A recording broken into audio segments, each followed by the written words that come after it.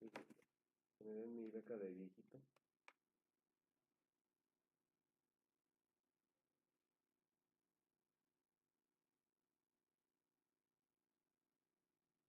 Verga. Digo, no, vete a la verga. Estoy tus pinches cimentando mi pito, güey, no. Exacto.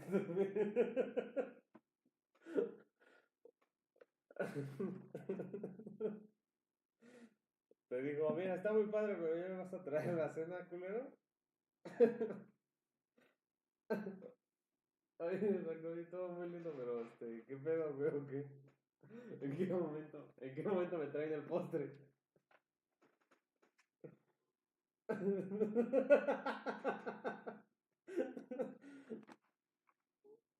Así, así como que, está muy padre tu sentimiento, ya me vas a traer mi cena.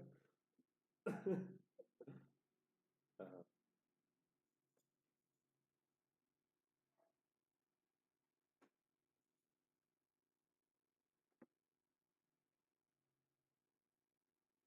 sí, sí, sí.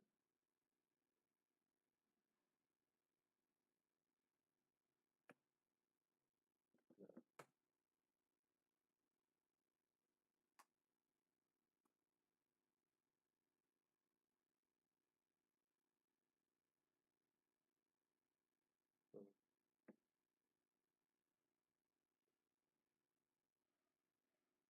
ajá.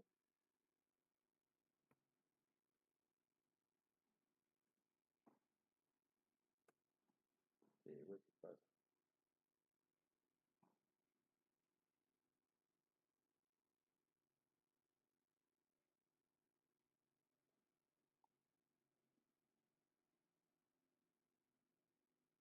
Ah, qué bonito, güey.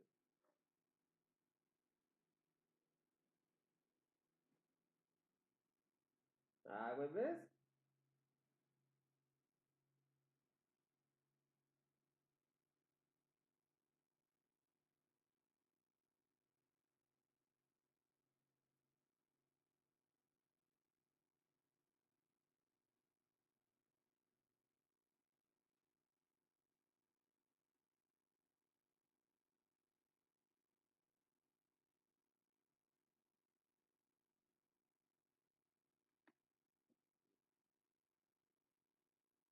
Ah, güey, pero mira, otra vez estás sobrepensando todo, güey.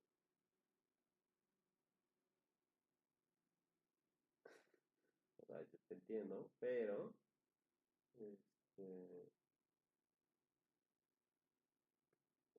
pero, güey, o sea, si están bien, güey, ¿no? O sea, si ella te está demostrando cariño, güey, o sea, es por algo, güey.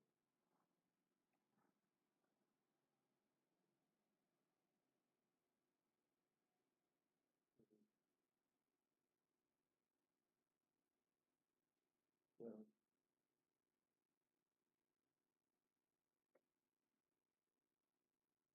Ujú,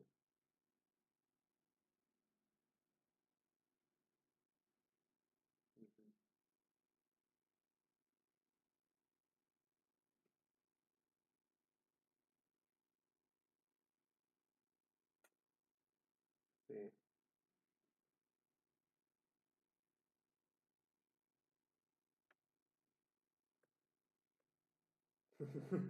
Ah, bueno, ese güey, no, pues ese güey. Exacto, así se escuchó, güey, así se escuchó, así, o sea, también ve, güey, o sea, yo te valgo para darte ánimos, güey, y todo así como que no, o sea, pero también, mira, está chido, güey, ver que, pues, hay pendejos como tú, güey, o sea, cabrón, qué pedo, güey, fuego, amigo, fuego, amigo, fuego, amigo, yo sé, yo sé.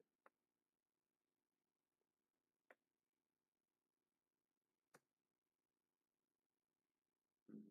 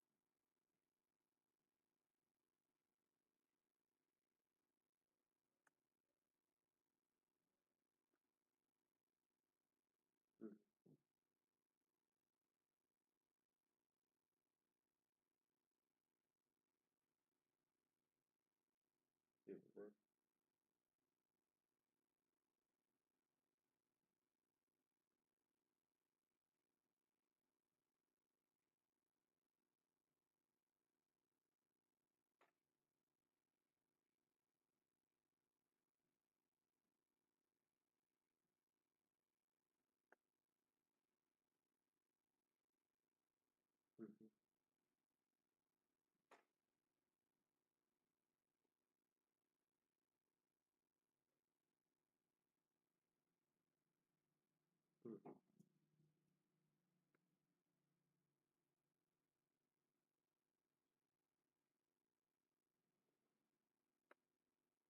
Pues, ¿qué te digo, güey? No, tú de la verga. O sea, pero, o sea, exacto, güey, pero si ahorita, o sea, también tiene una relación, o sea, velo más allá del niño, güey. O sea, claro, claro, güey, que tener una relación con una madre soltera es muy diferente a tener una relación con una, así, alguien que no tiene hijos, güey.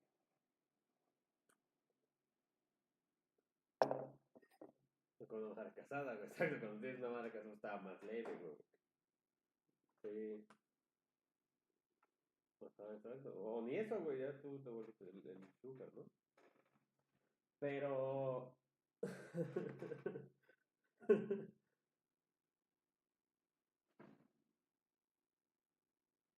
Ajá, igual, o sea, es lo que te estaba diciendo, o sea, tú sigue, ya, o sea, si también terminas con ella, güey, sigue ahí en tu chamba, o sea, pues sí es tu suegro, güey, pero si no te corren, güey, o sea, si no llega tu suegro a decirte así como, güey, despedido, güey, tú sigue con tu chamba, güey, y aguanta vara, güey, porque pues, ajá, güey, te pones mamado y ya, güey, exacto, güey,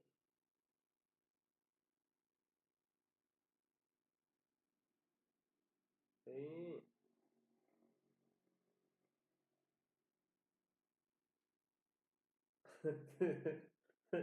Ya le dices, ya, volvamos, güey, ya.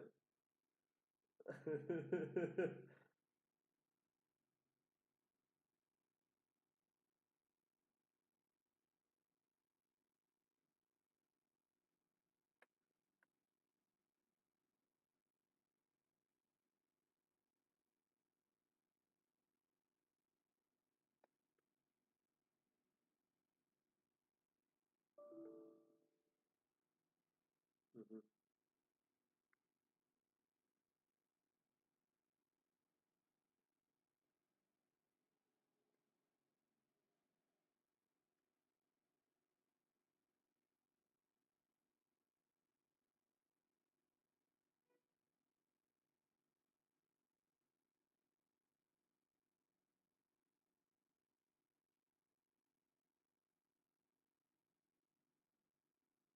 Ah, yo dije que sí, güey. Yo dije que sí.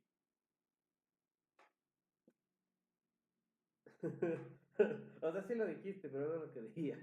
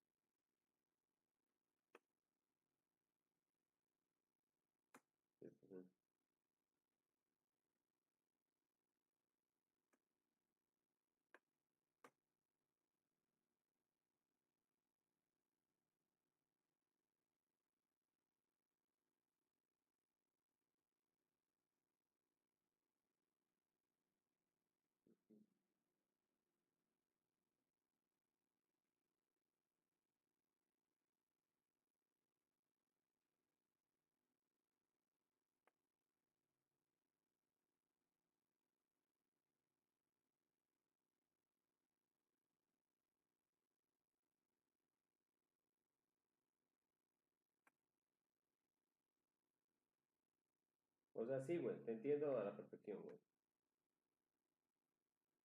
Ah, qué pendejo.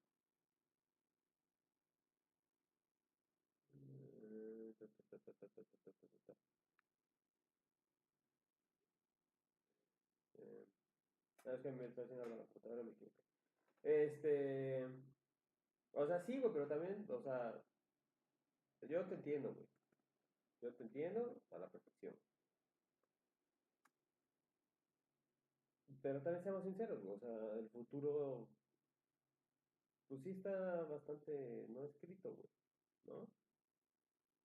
Y tú y yo podemos decir así como misa, decir, güey, no, yo iba a estar y la chingada.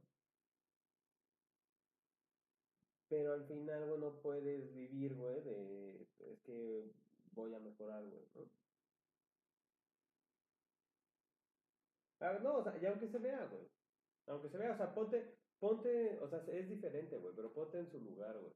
O sea, neta, ponte en su lugar, güey. Tiene 30 años, güey. Todos a los 30 años, güey, creemos que ya se nos acabó la vida, güey. Entonces, sí, güey, yo estoy viendo que sí le está echando ganas, güey, pero ¿qué, güey? O sea, neta, ¿qué, güey? A los 35, güey. Güey, pues mejor ahí muere y nos vemos a los 35, güey. ¿No? O sea, no por... Exacto, exacto, güey, pero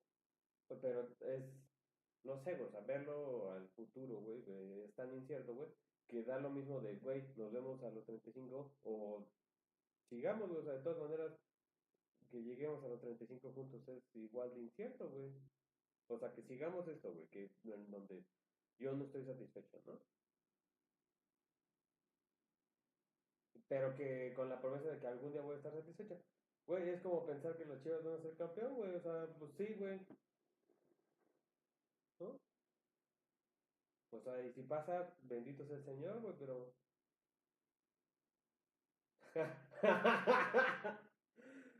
No, o sea, y te lo digo, güey, porque pues yo también estoy pasando así como por ese proceso, güey, y, pues, es así, o sea, al final, el otro día me dijeron, güey, o sea, una cosa, güey, es que tú creas, güey, que, que se te debía algo y que cuando tú lo necesitabas era la responsabilidad de la otra persona estar ahí, güey, porque tú lo necesitabas, güey, pero la verdad es que no, güey.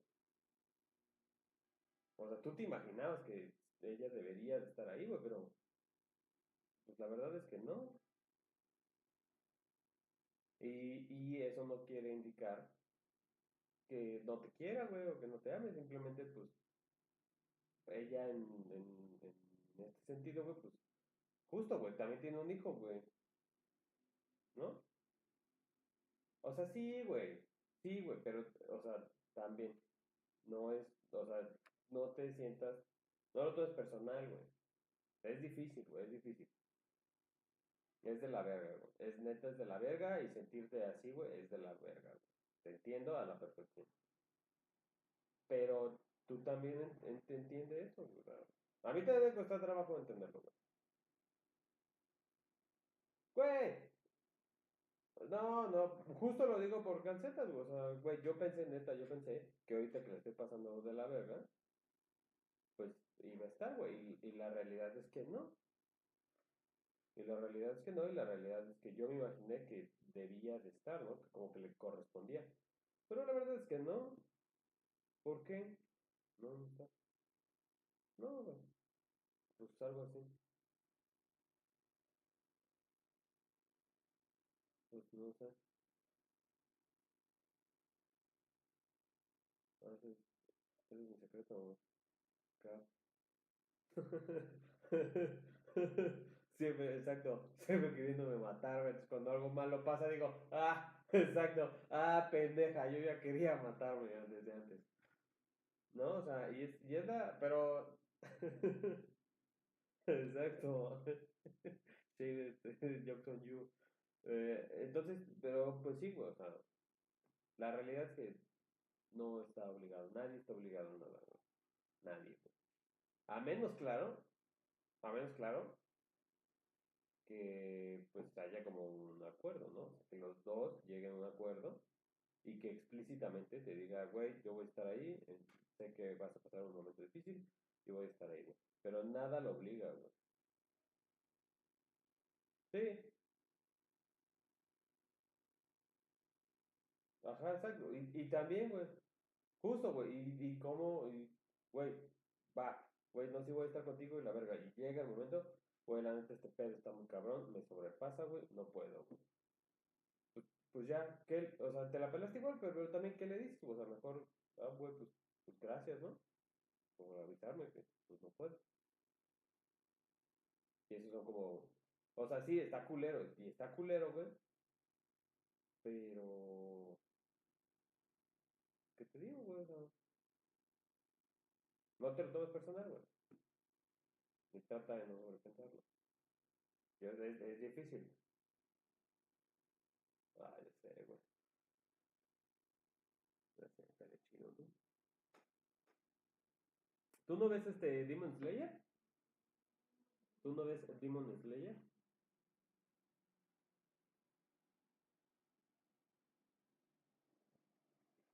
Está muy buena, güey. Ahorita está la nueva película, güey. Quiero verla. Sí, está chida, güey. Ah, ¿qué tal está?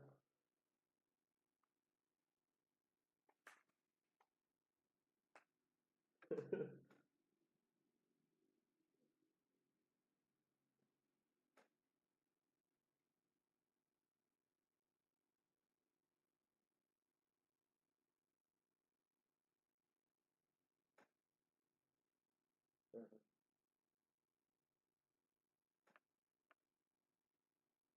Ah, sí.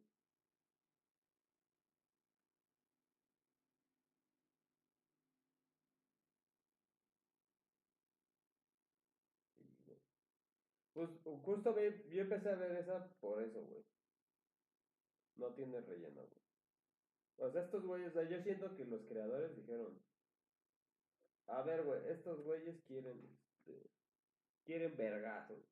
Y la banda le gustan los vergazos, pues vamos a poner vergazos chidos, güey, ¿no? Y le ponemos ahí más o menos una historia y acá, güey, que se mueran así todos, güey, a la verga. Sí. Ah, no, eso no lo haga, güey. Eso no es como una secta, güey.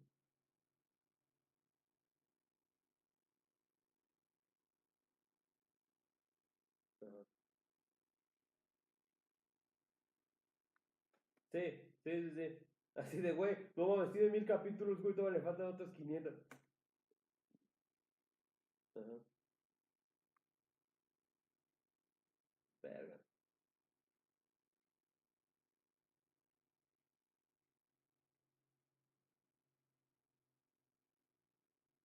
Sí, sí, sí.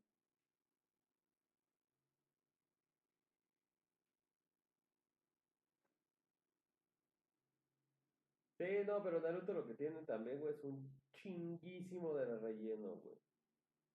Pero así, estúpido, güey. Güey, el capítulo de los fideos es un capitulazo, güey. Sí.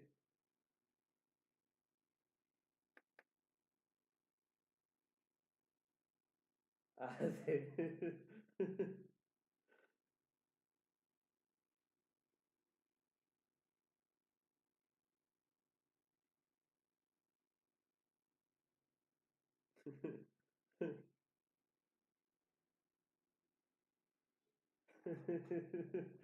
Sí, güey.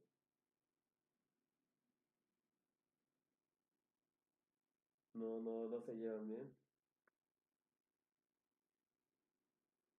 Pues pasa, güey. O sea, sí es una serie muy de, evadir la realidad, güey. O sea, pero pues a veces está padre, güey.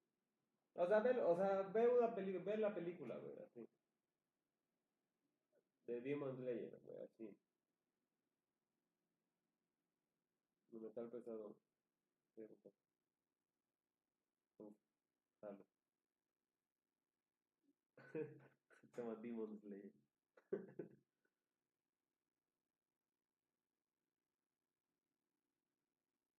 Pues sí, güey.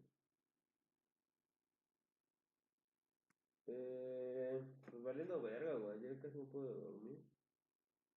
Y ahorita ya me puse a hacer como.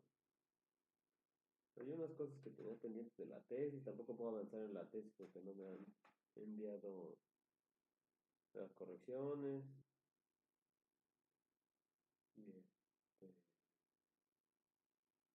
Y pues sí, neta, valiendo verga, así durísimo, güey.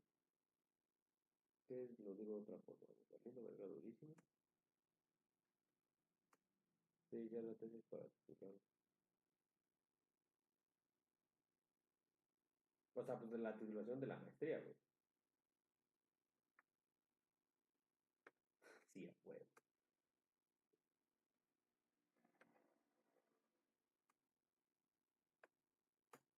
Ah, no. Eso estaría, güey.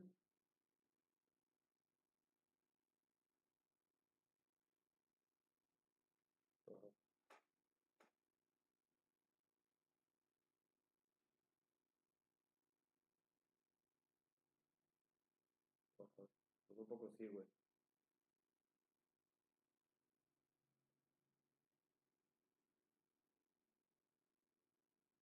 Ujú.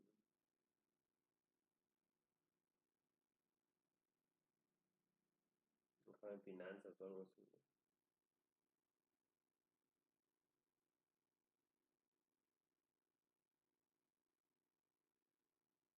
Ujú.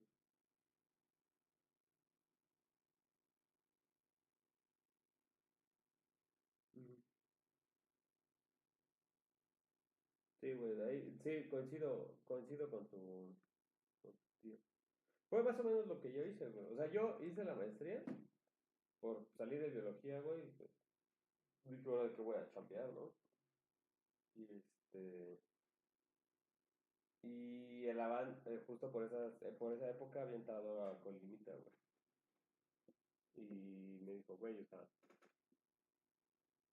velo como, o sea, dije, yo voy a entrar a esto porque voy a aprender un oficio, güey, ¿no? Entonces yo ya tengo una carrera científica, pero pues yo soy cervecero, güey. Y mientras la gente quiera tomar cerveza, güey, yo voy a tener chamba. Dije, ah, no mames. ¿Qué? Casi nunca quiere la gente tomar cerveza, güey. Y justo en ese tiempo fue que empezamos a ir allá a Michoacán, güey, que se abrió de la tilapia, güey, que vi, o sea, la neta sí es el negocio del futuro, güey, ¿no?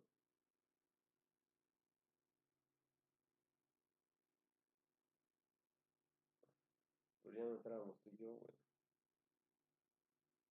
No, güey, tenías que esperarte un año, güey. O sea, el que nosotros tuvimos era esperarnos un año sin jóvenes y después otra vez, güey, pero pues ya teníamos 30 los dos, güey. Ya tampoco entrábamos.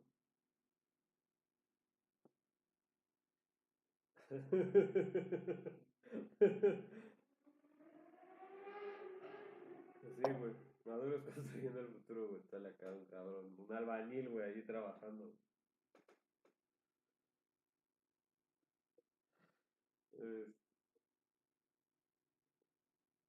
Es casi, casi. Sí, güey. No, entonces yo sí dije, güey, pues estudio acuacultura. De menos voy a tener jale en la acuacultura, ¿no? Y pues ya es más o menos mi tirada, güey, pero pues también sí me pongo a pensar, güey, digo, güey, ¿de aquí voy a chambear, güey? Pues no, güey. Pues te estoy diciendo. Y tú necio que no, güey. Güey, pues, o sea, o sea, es legal, güey, ¿a qué me quedo, güey? Pues yo sé, güey, yo sé que existe, digo, me mama la ciudad. Ajá, ajá.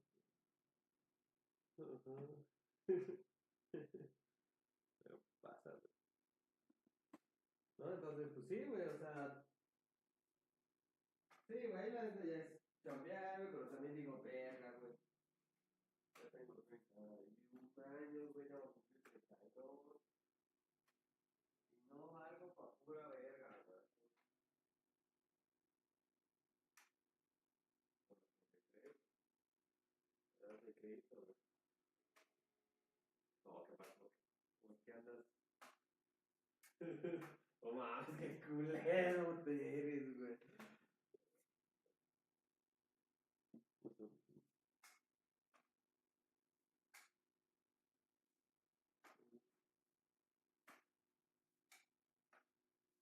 Te amo, siempre te amo.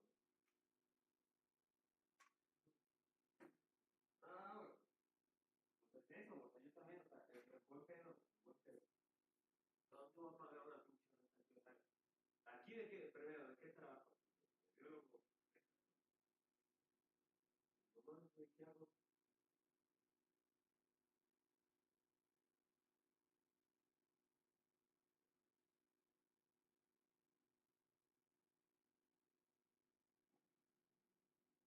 Sí, güey, pero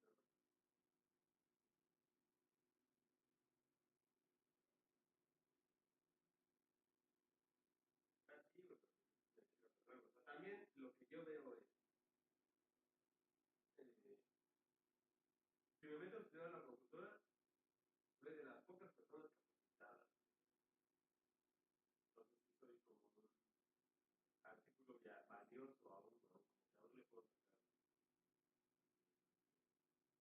¿no? Como que digan, no mames, este güey es una industria más o menos nueva, güey.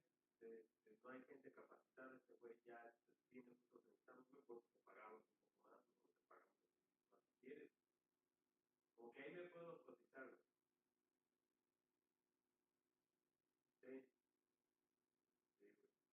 Pues un poco sí, güey. Pero pues también, güey, o sea, güey, ¿quién no quiere comprar su terrenito, güey? Que no se tenga en la renta.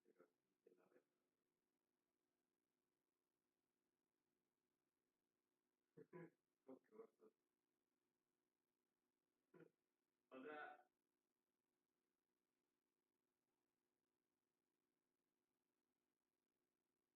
sí, güey, pero pues también, ya que los ves, güey, no mames, este cabrón. También el estilo de vida que llevan, güey. O sea, echar una chela en un lunes a las 12 de la tarde. Órale, güey. Güey, ¿y qué más quieres, güey?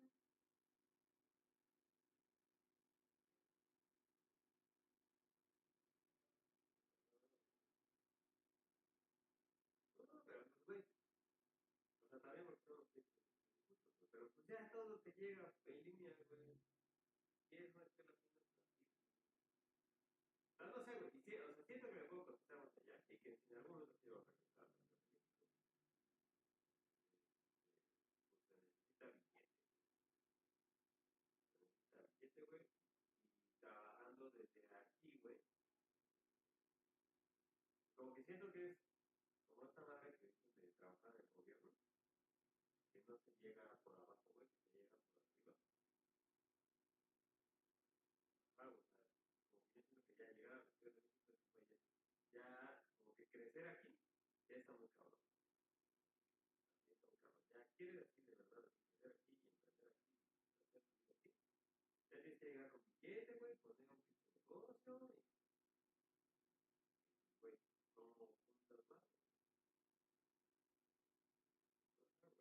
Y no sé, güey, siento, pero también como pensar, güey, así, güey, ¿a dónde pito te voy a ir, güey? Aquí a la... Tengo una prima que vive aquí en una de las ciudades. Pero no es en Mazatlán, Mazatlán, es como a una hora de Mazatlán en coche, güey, está de lejos, güey, estar ahí, güey. Y digo, ajá, ándale, ándale, ándale, ándale, ándale. Es así como que te diga, güey, de Morelia, güey. Ah, chingón, güey, así, bueno, no es en Morelia, Morelia. Una hora de Morelia, güey. Sí, sí, sí. Entonces digo, güey, neta, me voy a ir ahí, güey. Y así ya piensas todo, ¿no? Así nomás que vas a conocerla, o me quedo en Ensenada, porque no me está de la verga. Está chido.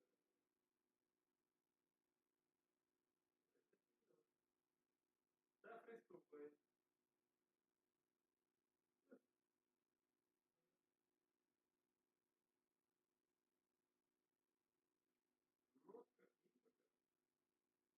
No, pero sí, güey. Pensando en eso, conviene más irte a Sinaloa, güey. Acá estamos con las morras y son estúpidas, güey.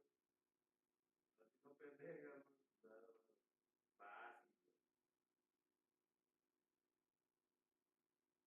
Bueno, güey, pero van a llegar, ah, tío, mire, mi novio, hola, güey. Una computadora. Pues así como el, Chalino, güey. De hecho, Chalino, no, no van a pasar mi papelito. Así. No, no sabes mi boda, güey, van a pasar un papelito. Literal, güey. Pero la pinche boda, la pinche pues sí, güey, o sea, son muchas cosas, güey, son muchas cosas. También digo así como, no mames, esta me voy a ir otra vez, güey. Me gusta mucho estar así como enojado con mi vieja, pero pues también, güey, como que digo, bueno, güey, pero pues la vida no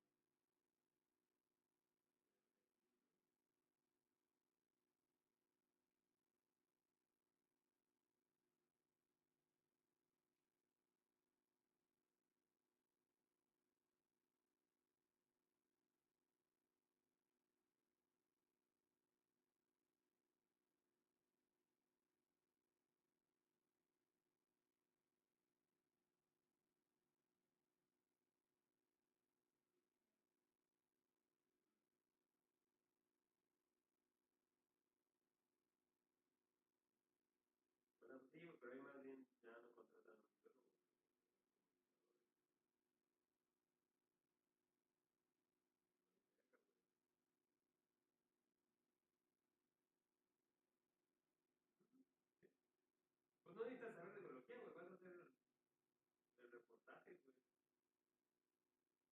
ahí vas a aprender, güey, literalmente, ahí vas a aprender.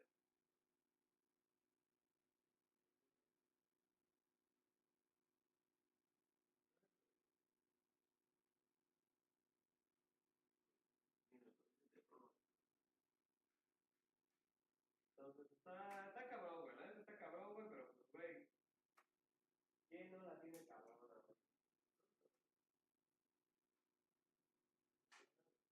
También digo, güey,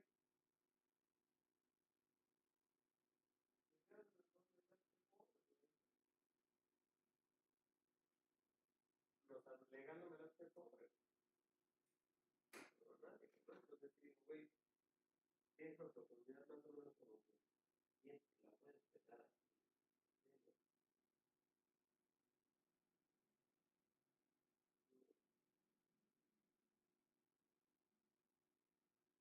Sí, ¿no? Y digo, güey, pues sí la puedo armar ahí. O sea, yo siento, y también digo, güey, bueno, pues ya hago, me lanzo, ¿no? Pero, bueno,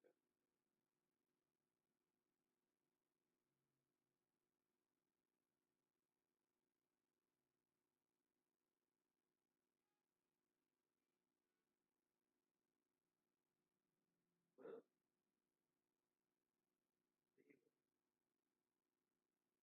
sí, todo eso. Y pues la neta, así yo lo vi, güey, allá en la granja, güey. Nomás es, pues así es negocio. Esta sí es negocio. Sí, sí hay barrio y hay mucho barrio. Digo, güey, ¿por qué no? Exacto, ¿por qué no intentarlo? ¿No? O sea, no pierdo nada intentándolo, ¿no? O sea, total, ya, voy, no la hago. Está mi culero, ni era tanto malo, o ya te quitamos como una persona. Pero pues ya me intenté, pues no, ya me intenté hacer unas cuantas, ya me regreso ya.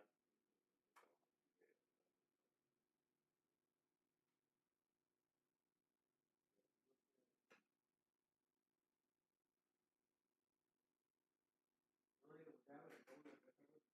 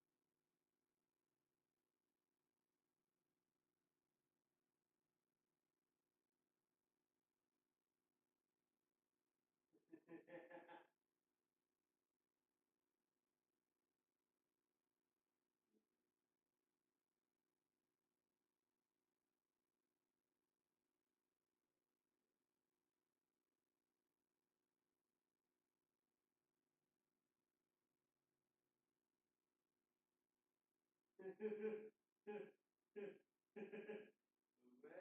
pasa, güey, pasa, uno no elige, uno no elige.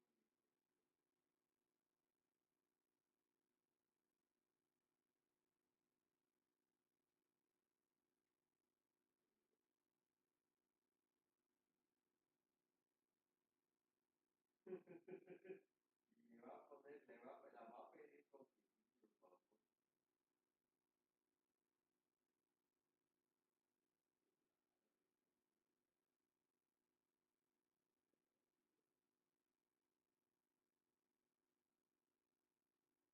Güey, mira, el otro día también estaba pensando, güey, qué padre era la vida antes. Y pues ya, pero pues justo, pues pasó, güey. Y luego vamos a decir, vamos a decir, güey, qué padre sería tu vida. ¿Qué pasa? También teníamos pedos, güey. También estaba culera la vida.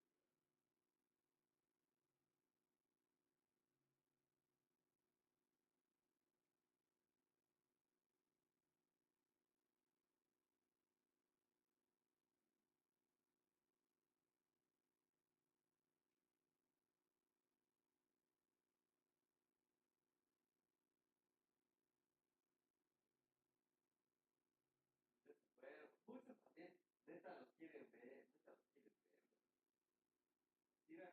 Ir a pistear así con el coche, no mames, no me dan una tantita de ganas.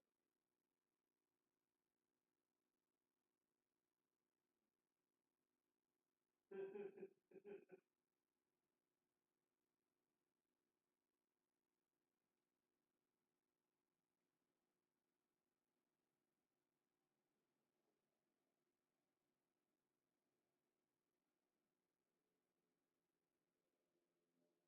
Saúl, güey, pues ya que no me gustaría comer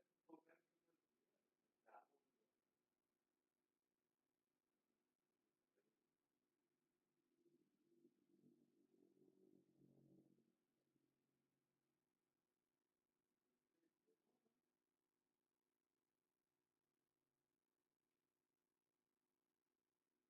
No, dos citas.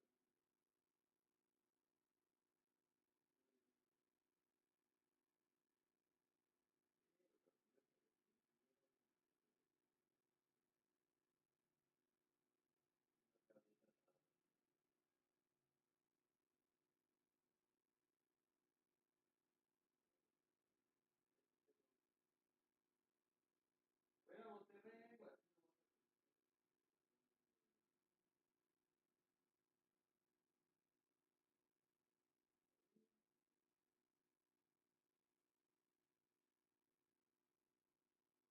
no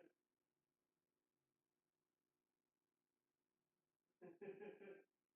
Güey, también no seas chavorruco, güey, también no seas chavorruco. A mí me traería verga.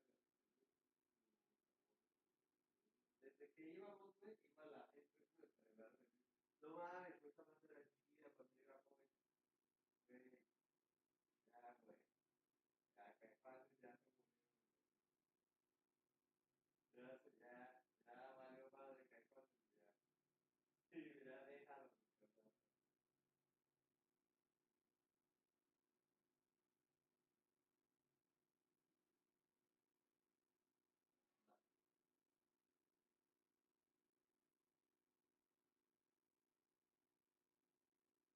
Mejor no sigue hablando.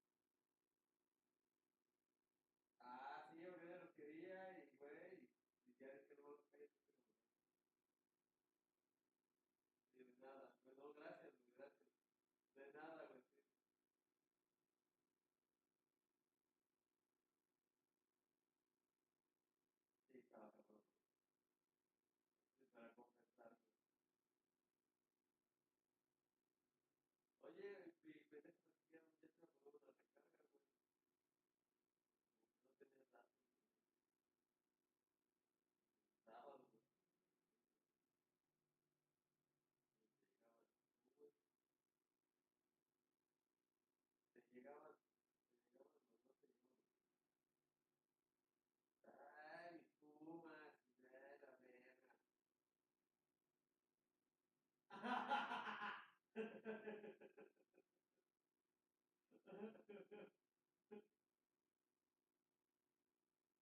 primera, chinga tu madre.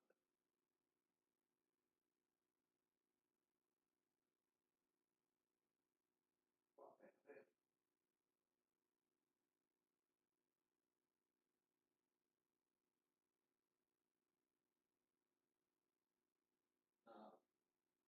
No, sí, no veas.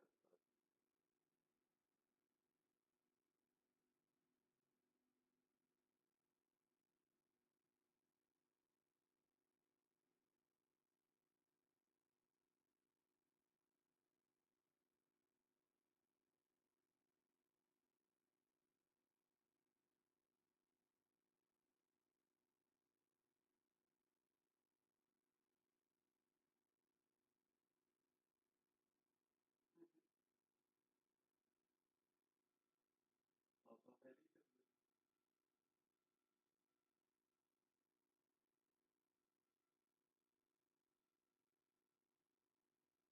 Por eso no me hubieran debutado, güey. Me hubieran debutado hasta el que sigue, güey.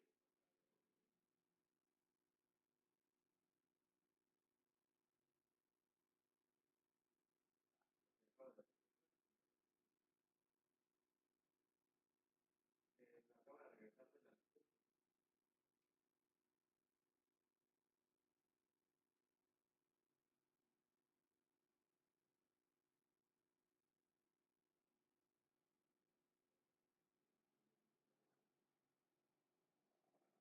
Pero, pues, qué bueno que ya se retiró, ¿no? El Chino Huerta. Ah, no, se retiró.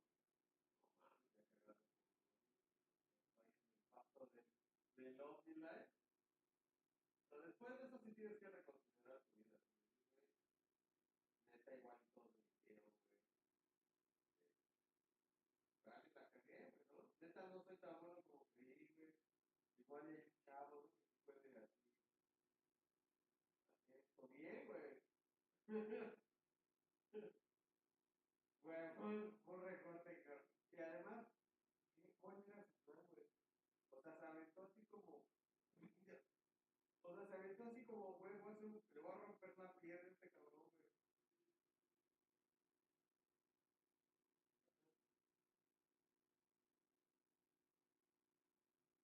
Yo creo que fue eso, güey. Yo creo que dijo, no, este güey va a mandar el centro. No, no se imaginó que, hasta no se imaginó que sí iba a alcanzar a dar la vuelta. Y fue,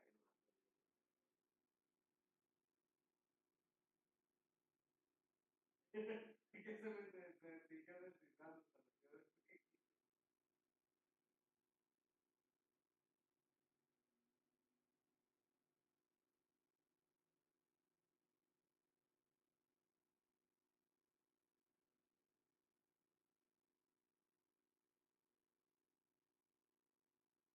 Para que. Sí, pues,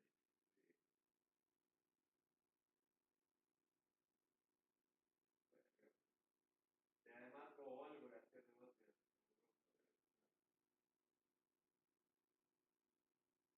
Es que sí se aventó así como.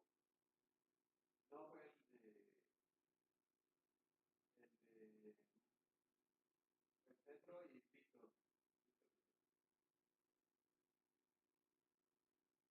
No, el de Campbell fue centro de un centro hermoso, güey.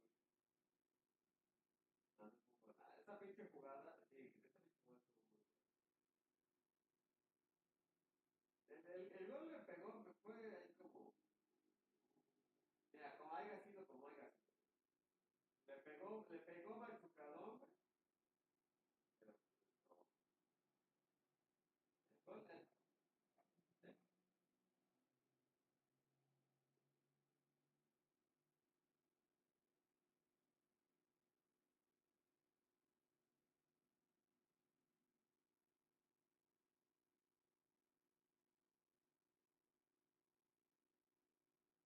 ok, güey.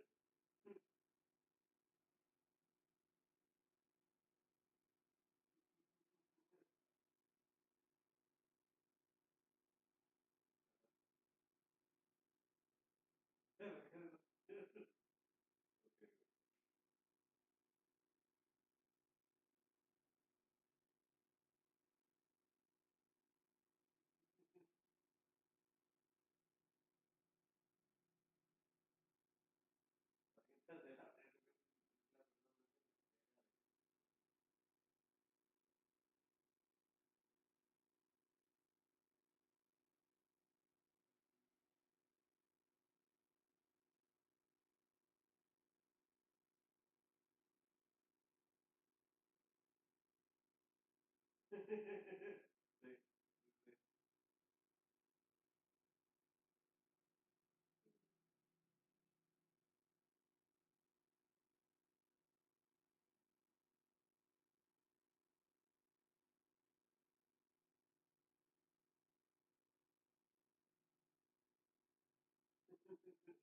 Exacto, neta, sácate la cabeza del culo, güey.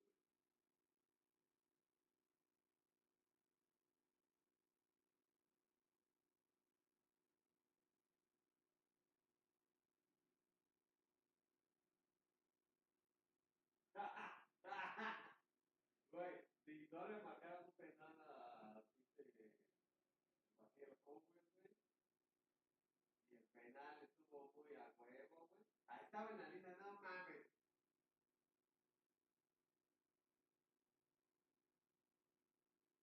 No mames, se le pega primero del gusto, pero hasta lo dijeron. Güey, es una regla injusta, pero pues ya es la regla.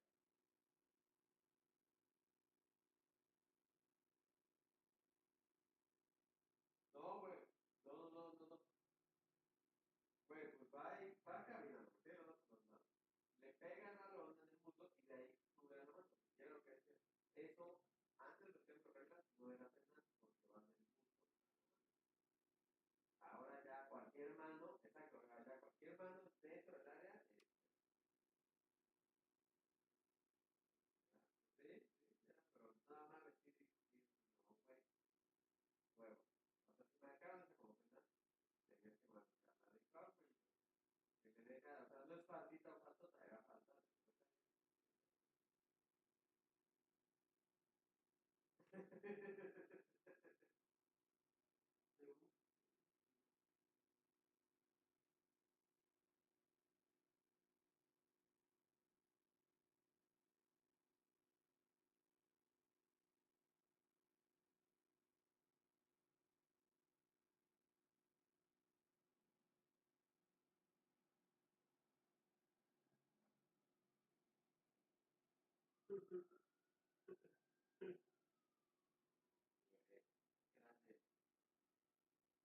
grande, grande señor. Grande don Beto, grande. Sí, que es un pinche puercote de aquí.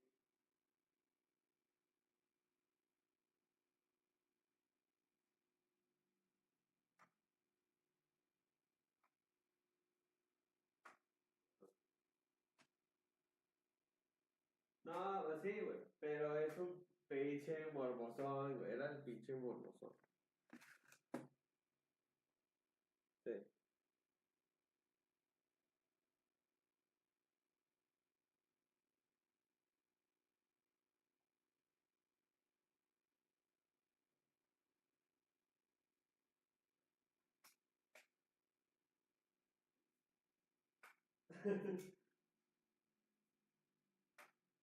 Morbosón, morbosón,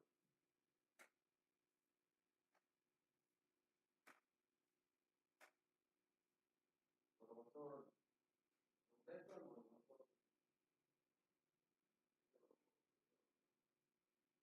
Bueno, pinche Carlitos, deja acá con cosas.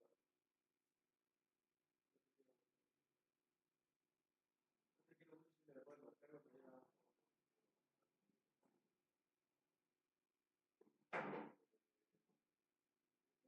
La otra semana ya voy a lunes voy al hospital. Y pues ya ando apoyando más, güey.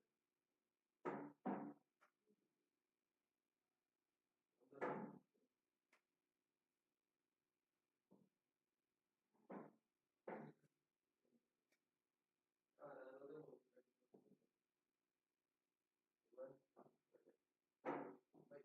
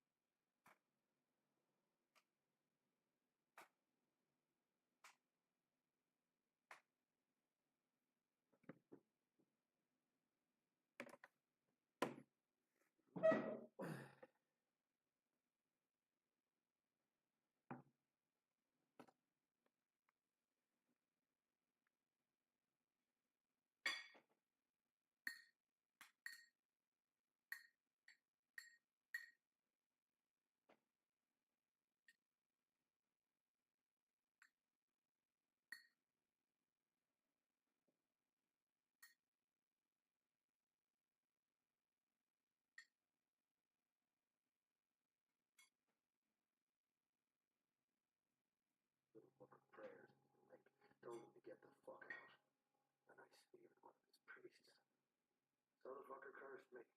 Told his bastard of a god to rake me through with the worst of what was in me at that moment. Madness. And to end me the way I'd ended his little holy ass kisser. By the spear. Banshee. I heard on the battlefield at Nagrov. But it's not that.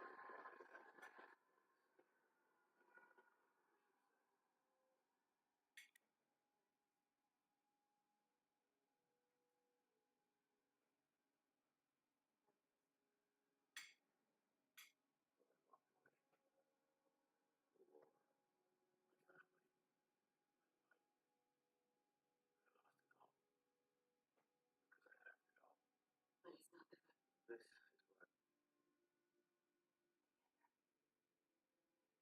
80 years of exile. You're gonna give him up for somebody who's gonna live forever. How love works. You think he'd do the same for you? I mean, if it went to the ass, the jib to kill you. You think he'd do it? Do you know something I don't?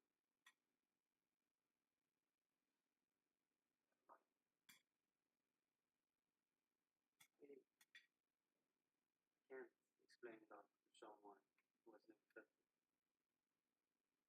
Oh, I felt. I have a family. I have a wife. I have a kingdom.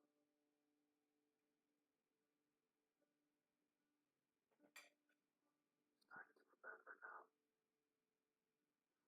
Listen to reason. Not enough reason. I never had another reason.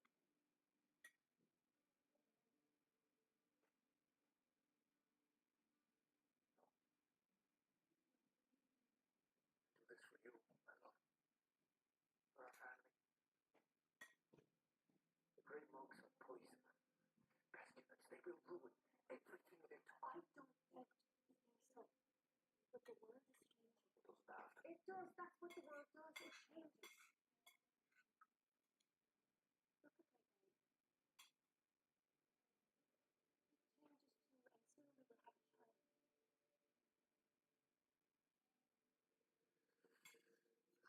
changes too, and soon we will have a child. When the world changes, I beg you to change with it.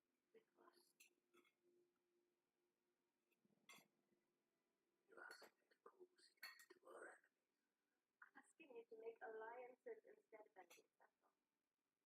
The grey monks seem peaceful and influential. We need them as friends before they make friends with those who are our enemies. I'm entirely sure that what you're saying makes sense. I don't understand the word. You're too fucking beautiful. You understand every word. Listen.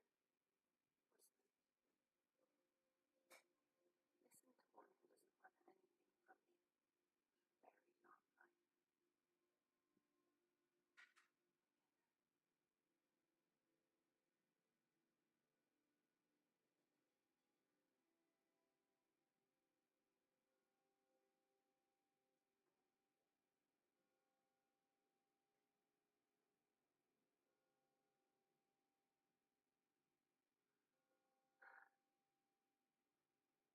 Very long life.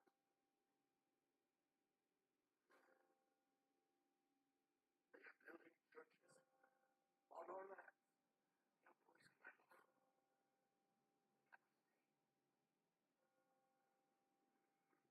This is why I owe a battle.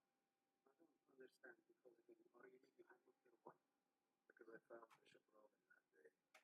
I found him and I made a big bloody row. Threw his little book of prayers in his wake. Told him to get the fuck out. And I speared one of his priests. So the fucker cursed me. Told his bastard of a god to rake me through with the worst of what was in me at that moment. Madness.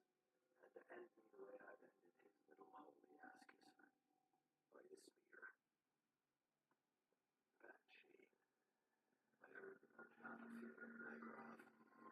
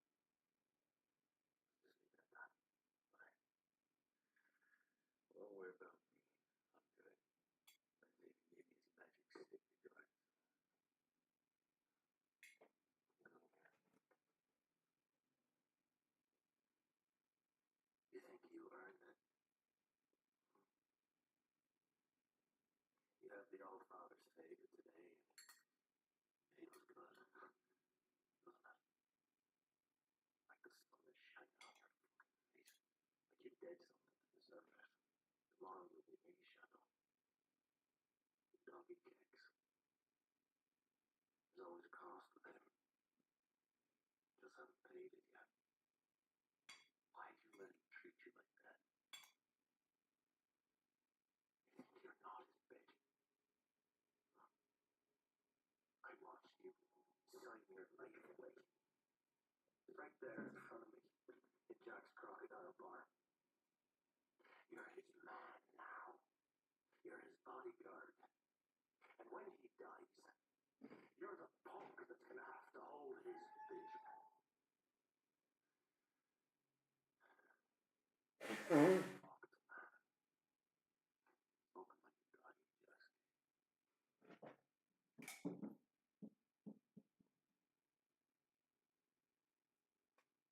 Remember how I did that contract? Figures just took coins out of nowhere. Not out of nowhere. Take it from the horde. Just have to hold it in your mind. Take whatever you want from it. Son's treasure. Keep whatever's precious to you.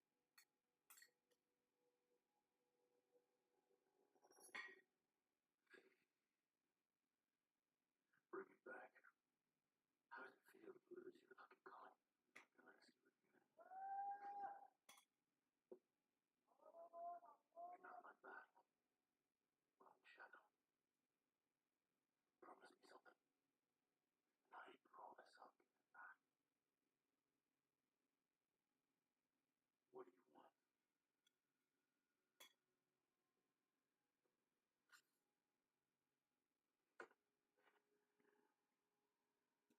Be it that way or not. You know what I mean? People get stabbed at a funeral. Name's death is coming to this house. Someone here is gonna die soon. When the time comes, don't get in the fucking way. What's that even mean? No, no.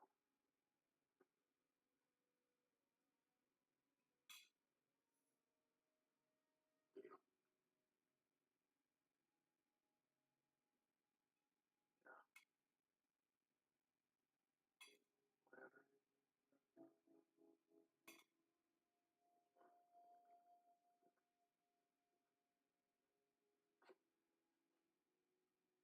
Wednesday. Fuck all of us. Another hero, Shadow.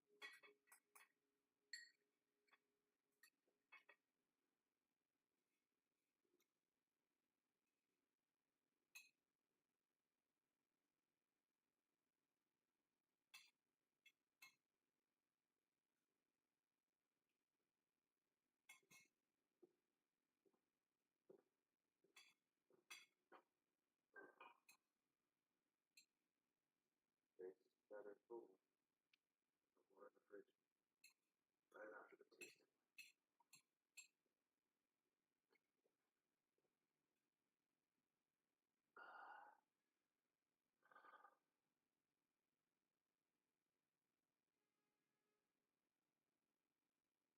Right? Same story.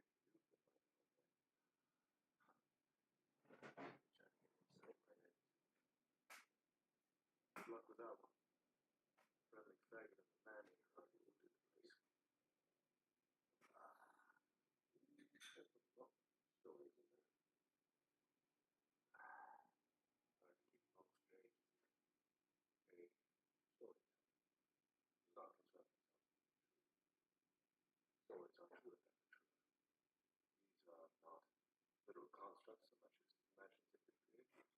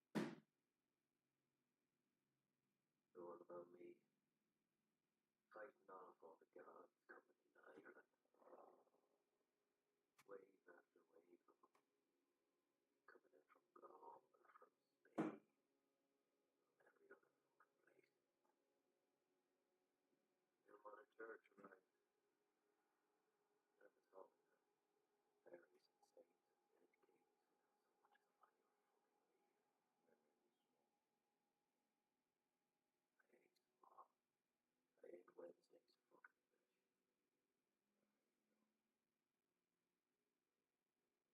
The story I write is that the tribe, the ancient race of gods in old Ireland, we once saw.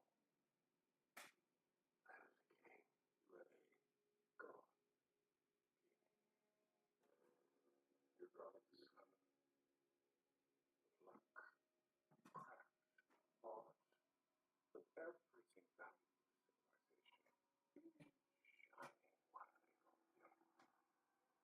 You saved what people from their old enemies. They cried out, they called you.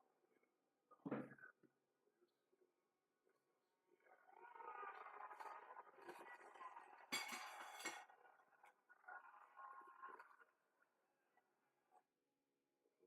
And Mother Church arrived. The one about me fighting off all the gods in Ireland.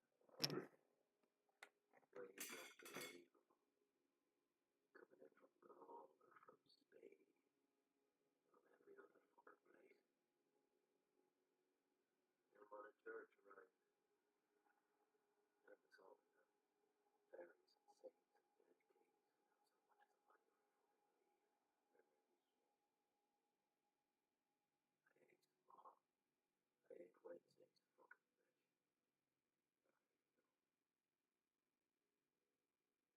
The story I write is of the tribe, the ancient race of gods in old Ireland. We once saw. I was a king, you were a god.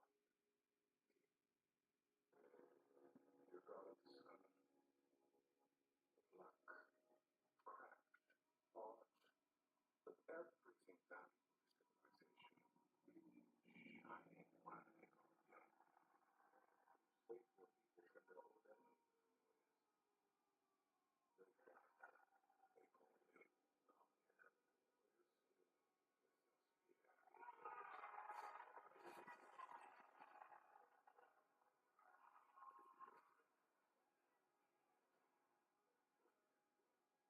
Oh yeah, will you soon with your spear? They survived. But it's lucky that scientists and art.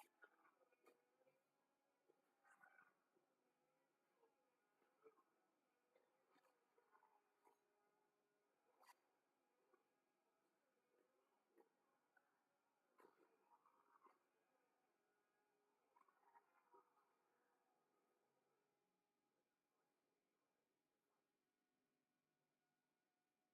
that came from under the sea, under the ground, under the surface of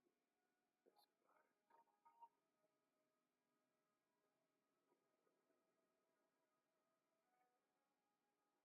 I remember it now.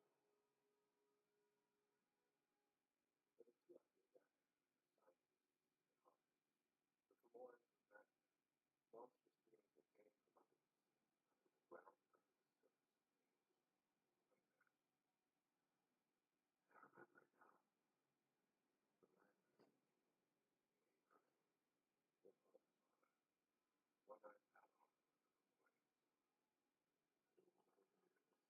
No,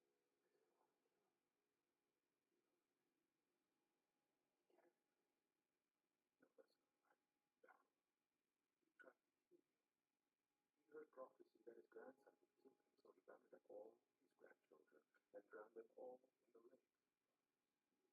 You survived. That's what we said.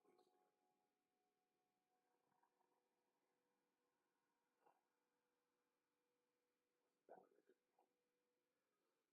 Stop writing.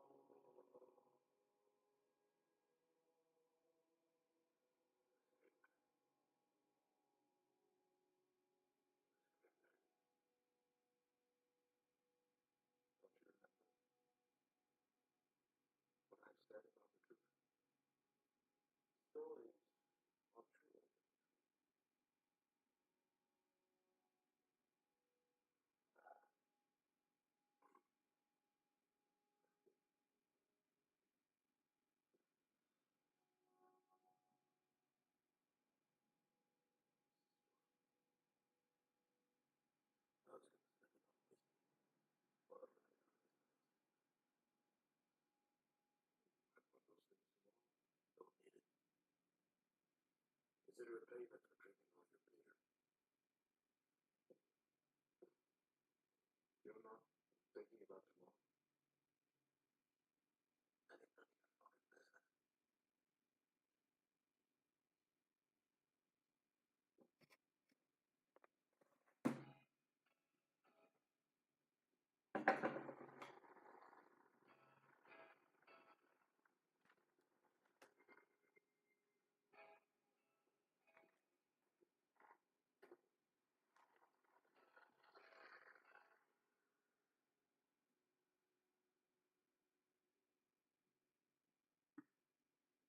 A toast to the crying ladies on the porch for leading us their leftovers, and to their husbands for dying and giving them the occasion. Now for all of you for keeping me company in the company. We don't do toast. Not appropriate in Islam either, but I can echo your sentiment. Well, I thank you for that. Sometimes it makes me sit at the same table. Let us enjoy this moment while we can. My presence back on Earth here has been felt by old, and you done me with all again. The grass will have grown up, which means the proverbial shit is about to hit the fan, and this is our proverbial last stop. Are we ready? I am. A compact then. To war or the end of the world, huh? Surprise, surprise. Somebody forgot to call me down to dinner. Nobody's stopping you drawing up a chair. Except for the fact that there's no more fucking chairs. Feels a bit like the 13th Fed, I have to say. Here, take my chair. By all the long faces. Banshees wailing got you down. But you're eating their food. That's good. But you would have known better. You ever hear what happens when you eat the fairy's food? You're in their dead now. Not good, baby. Let's talk about us like that. I didn't spoil your appetite. Did I, old man?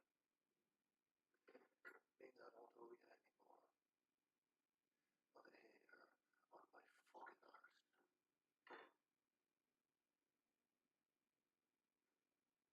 Don't get the way. Let go of the spear. It's between me and Wednesday.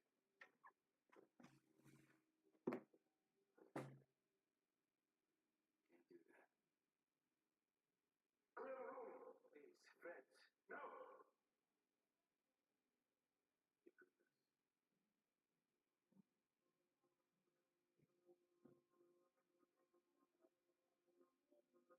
Sweeney made a promise.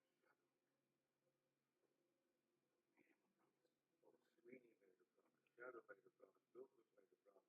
We all make promises, huh? My promise to you is done. Debt cancelled. Thanks to all the potato salad we've shoved down your fucking throat. You know what's good for you?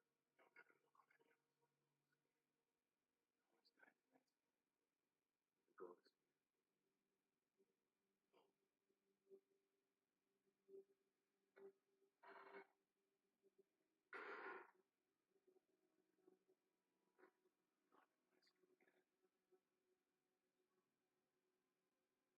next. The goal is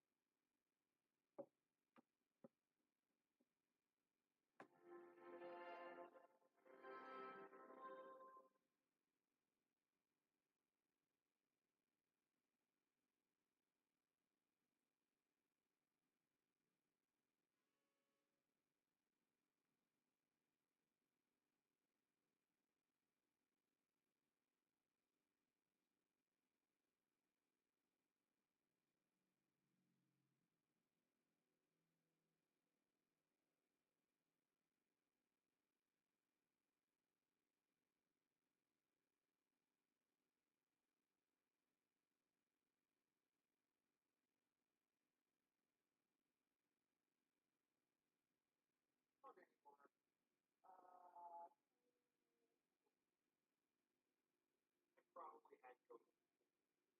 It went from fever to mild sore throat. When I actually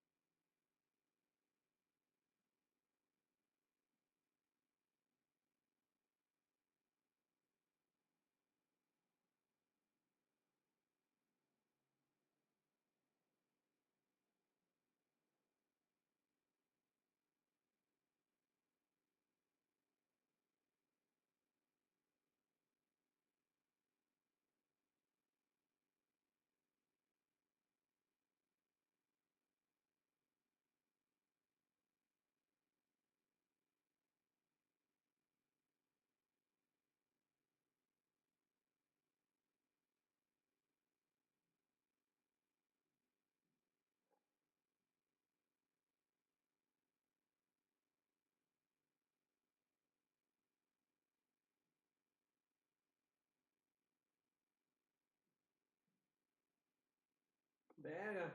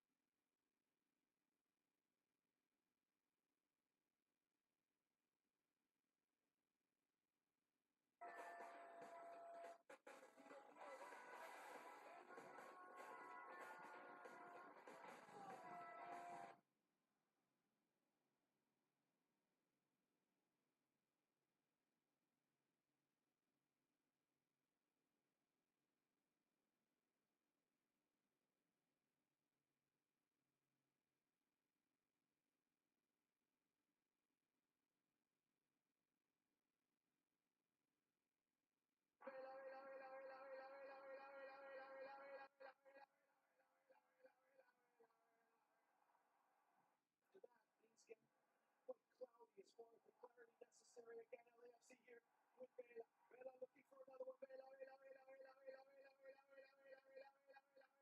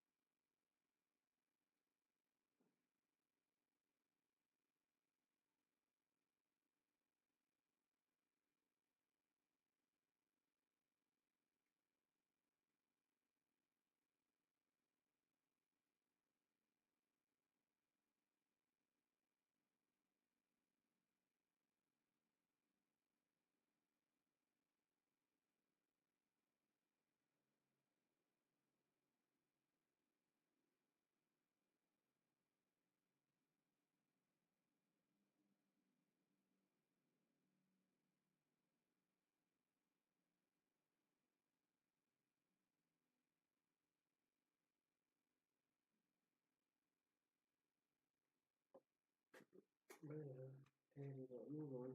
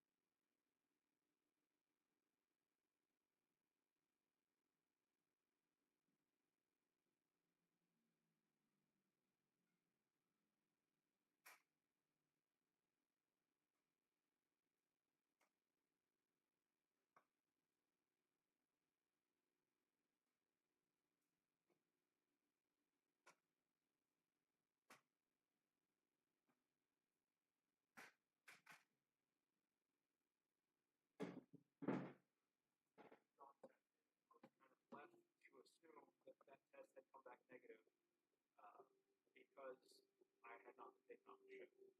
This is your captain speaking from the bridge. I kindly ask you to continue checking your temperature. I was starting to show symptoms, and then the day we got the thermometers, I checked the temperature and it confirmed what we thought, that I had fever, and we reported that. There were some mornings I wasn't sure I was going to come back. It was nasty. It was the worst flu I've ever had. If you combine that with the angst and the stress of being confined in a room that's probably 4x3, it took them 2 days to get me the results back, and I was taken off the boat. Those who were symptomatic, I believe the positive test rate was in the 20% range, thereabouts, initially. After they had tested the folk who were symptomatic, they started then testing folk who were over 80. There was a lot of elderly people. He has had 2 kidney transplants. So that's why we got flagged to even be tested. As they began randomly testing people who were elderly, they kept getting the 20% positive rate anyway, which told you the thing was spreading through the boat. We were worried about the numbers rising, and the bigger concern was the ventilation system. So we asked about that, and we were assured that the ventilation system was not a problem. There is no current evidence the illness spreads through the air ventilation system. Please know that your health and safety are our number one priority. Chief medical officer would come on and say, we've talked to the best medical experts. We're like, nah, the numbers are going up. This is not the safest place. You don't quarantine sick people and healthy people together in the same location. I think the scheme was to contain everybody, including passengers and crew, inside the ship. I don't think there was any strategy.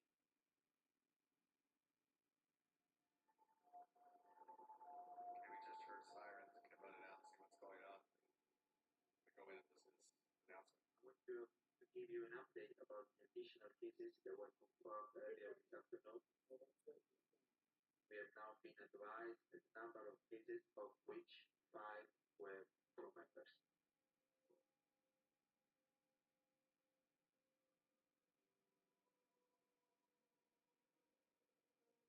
The crew was interacting with other passengers and interacting with us 8 to 10 times a day or more.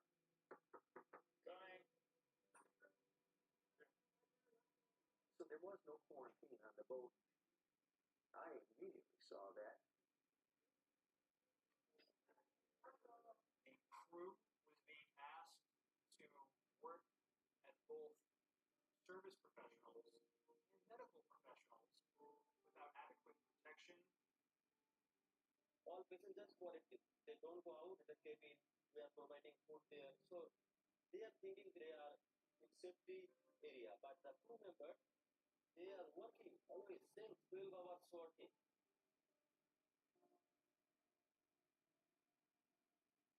And the waiters, housekeeping, they are dealing with the guests directly. Every single day there is a 1 week. Maybe I am the next positive, maybe I am the next positive. Very skillful.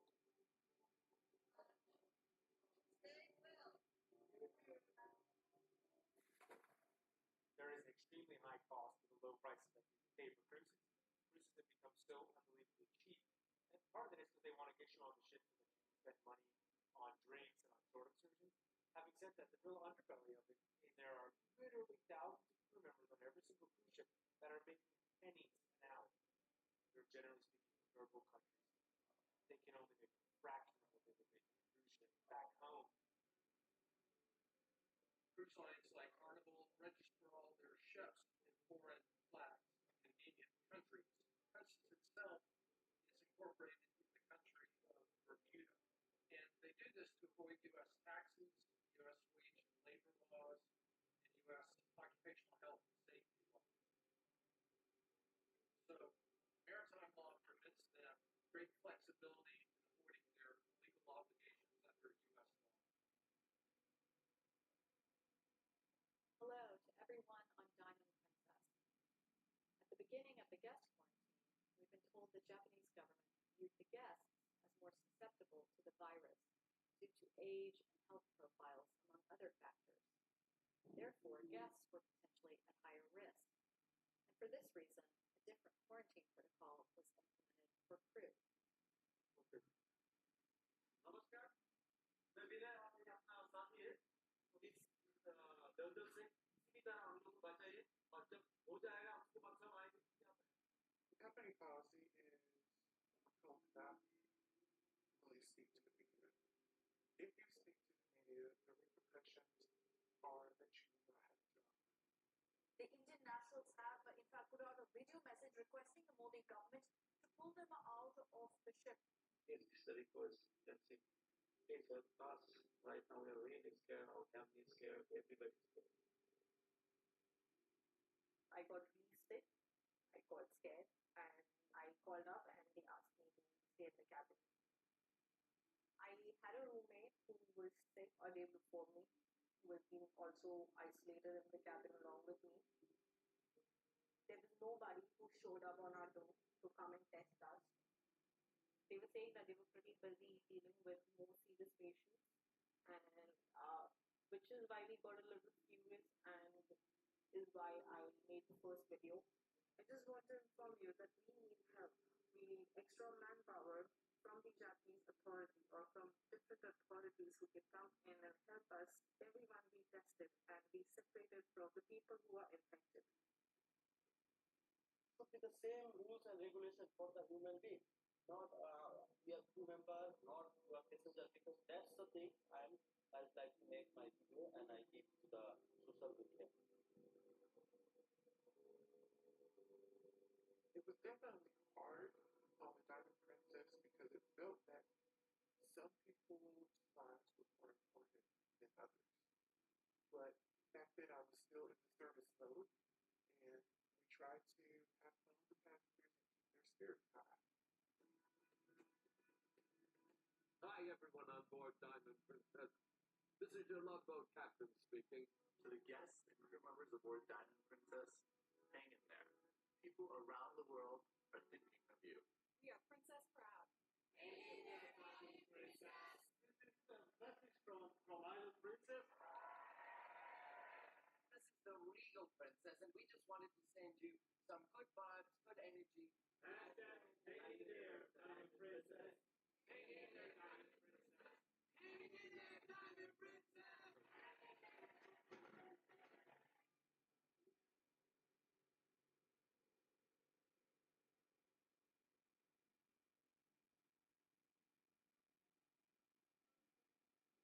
I got up early and went down to the International Cafe.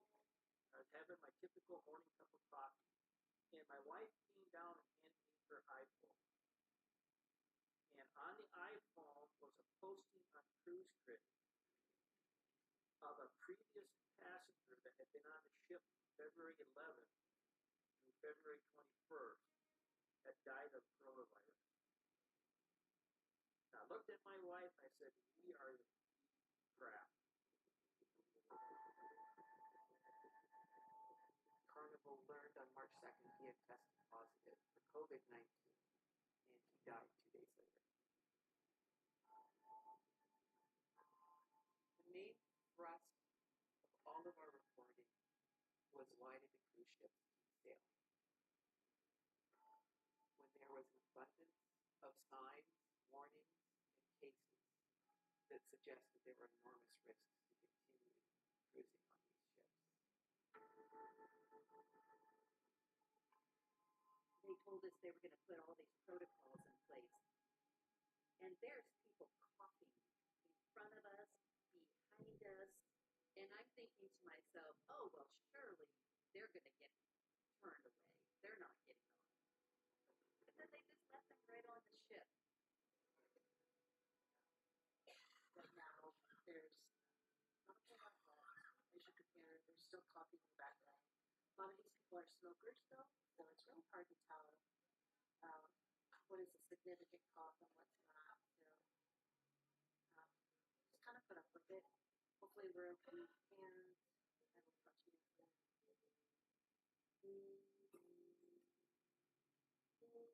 Good morning, good morning, good morning. It's day 11. No updates yet from the captain. He did not make any announcements yesterday at all about new cases. So it was very good news. We're just hanging out and enjoying our breakfast. There's my lovely wife, Jerry. And I get a call from the medical office, and they say, we want to come up and see you.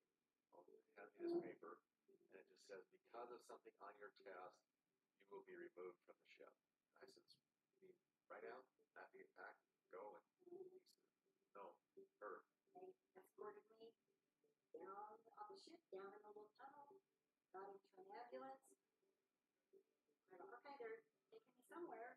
On the Diamond Princess in Yokohama, Japan, the number of confirmed cases also rising. You just say that there's 67 new cases. Is that what I heard? 285. That's a number that I was not familiar with. At the very beginning of this quarantine, I had complete confidence and trust and faith in the information that we were being given in the captain's announcements. But I realized mid-interview that I had been a little bit naive in believing that Diamond Princess was going to be as transparent as possible with me. The longer we were on the ship, the more likelihood of us getting sick as well. Every day it's exponentially increasing, and we are in a petri dish waiting to get infected if we're not infected. It sent several emails to our local senators. My last email said it was not very nice. You do more than monitoring. You get off your ass and get us off the ship or we all get sick and die. And they didn't really answer that.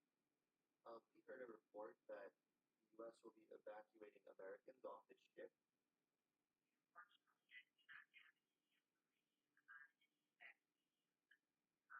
All right, bye-bye. All right, Gordon. 1 out of 10, how helpful was that? 0. I talked to Phil Rowe. He's a congressman, a first district here, and also a personal friend.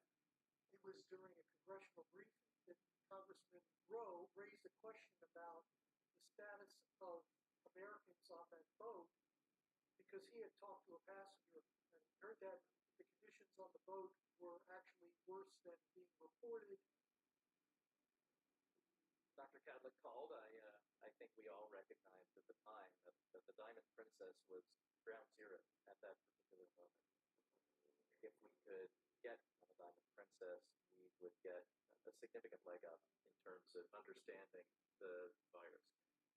Also, if it were my family member stuck on that ship, I think I would have wanted somebody to go get them and bring them home. Myself and Lawler had worked in a number of big outbreaks, including Ebola outbreaks. I didn't think I was going to be jumping out of aircraft again. It's been a while since we've deployed like that. This was a rapid response, even though there was no special operations, infectious disease response capability in the U.S. government. So it was quite disorganized. I literally bought clothes at the airport. We got a taxi and then headed down to Yokohama.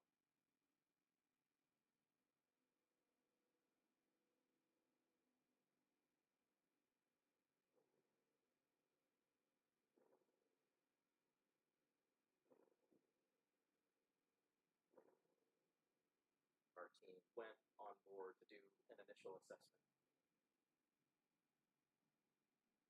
We're going into a relatively unknown environment.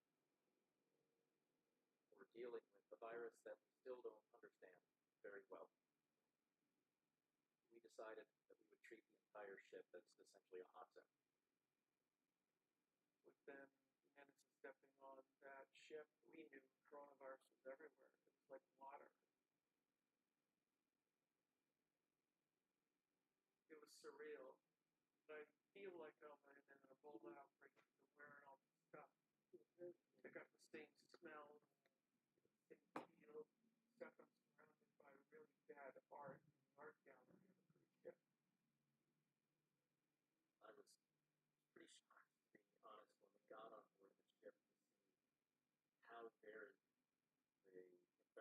medical practices were. Bureaucrats wearing the normal suits and ties and synthesized the mask without any gloves while walking inside the red zone next to the person who is wearing the full PPE.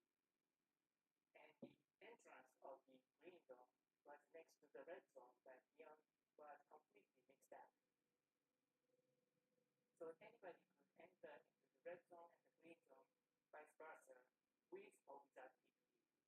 Hence, you have no idea where the virus exists and where virus doesn't exist. You have to assume that you could get the coronavirus infection anywhere inside the cruise ship. So I got really scared. Several stateroom doors were open and people were unconscious. We go down the stairwell and find really inconsolable crew members who just had one of their bunk mates go off to the hospital. Their future was uncertain, so it was quite terrifying for the crew. We thought we had quite a bit more time and started to lay out some of the plans.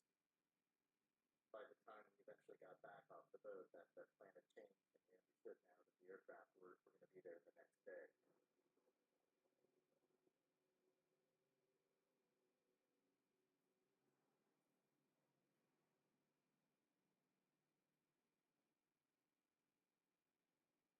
A producer with CNN sent me a message on Skype. She said, "Hey, I hear you're getting evacuated. Congratulations." I had no idea what she was talking about.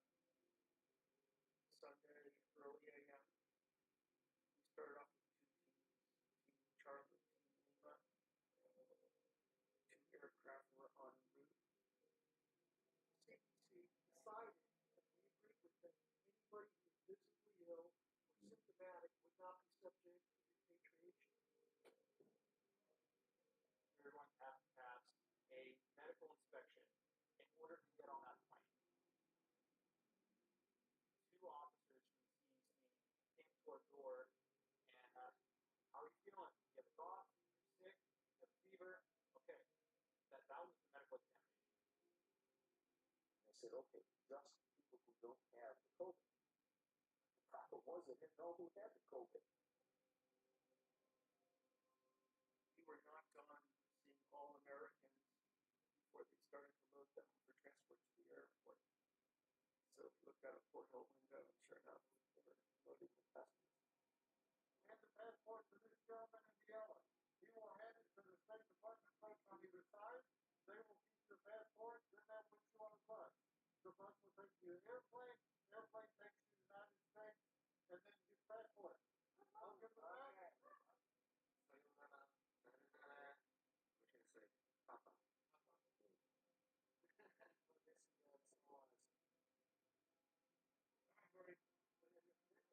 The Baja deck was like the last deck to disembark. So Spencer and I were literally one of the last people to get off the ship. But that also means that there were people on the bus for 4 hours just waiting outside the cruise ship.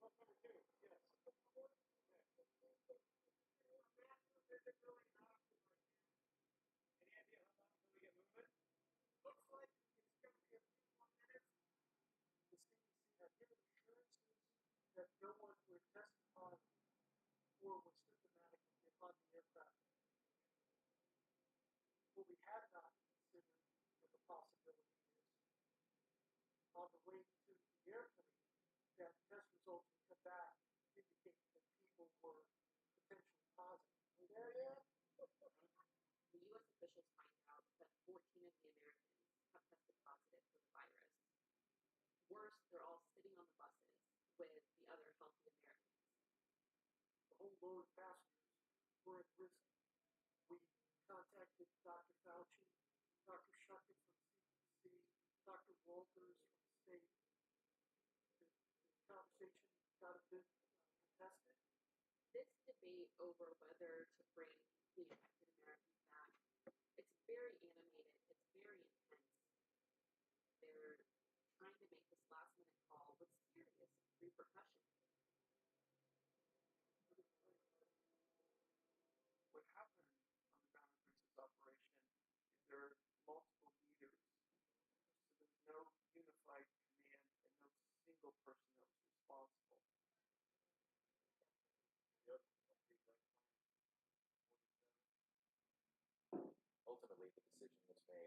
bring all of these folks together and load them on the aircraft. In order to get off the bus and board the plane, they had to give us our passport. We sat there for about 3 hours because they lost our passport. Natalie,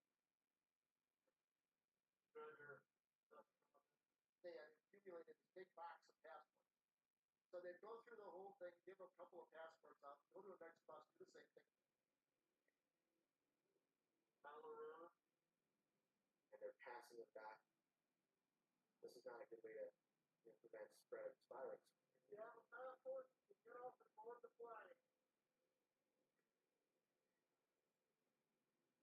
They transferred us to the cargo plane where we sat another couple hours. I was in a long line for the porta potties when one of the guys in these hazmat Ghostbuster type suits came up to the lady right in front of me and said, "You just tested positive." And she said, "I feel fine." He said, "Well, you're asymptomatic, but you're positive, so would you please come with me and get in this tent over here?" Well, I'm in complete shock. I haven't seen anybody for 2 weeks, so I got on the bus, and now I'm standing for 15 minutes next to somebody who was positive, and I walked back to Phil and I said, "We got a problem."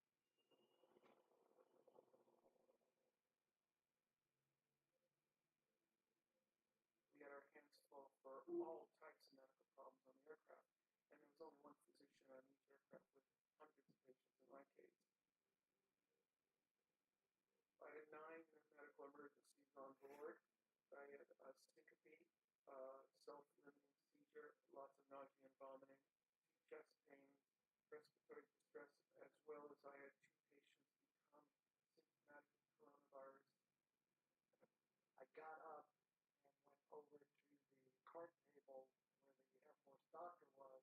He took my temperature, confirmed that it was over 103, and immediately put me in the quarantine area.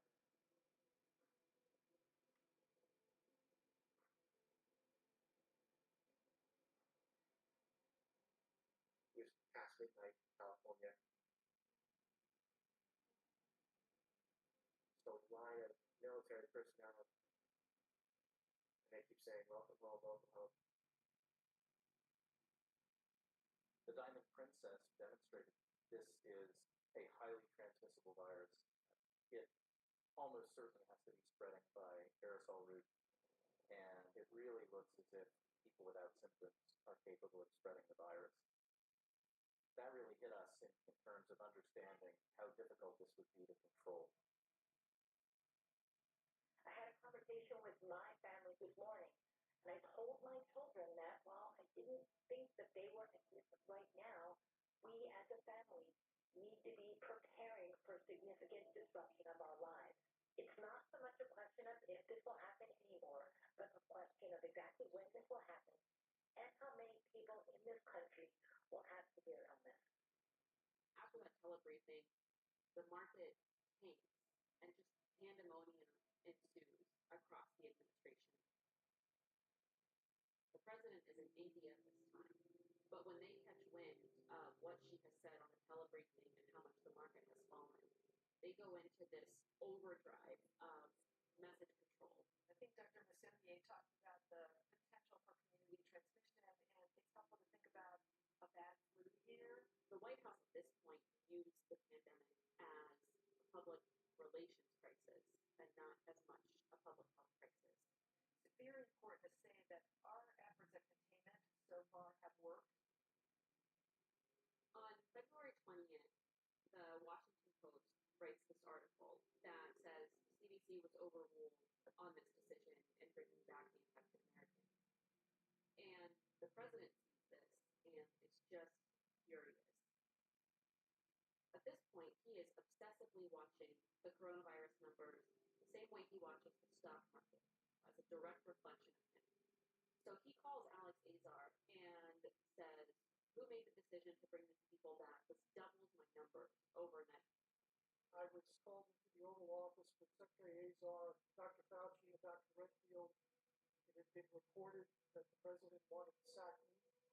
President Trump said, Anthony, he always referred to Dr. Fauci as Anthony, Anthony, did we do the right thing by bringing those people home from Japan?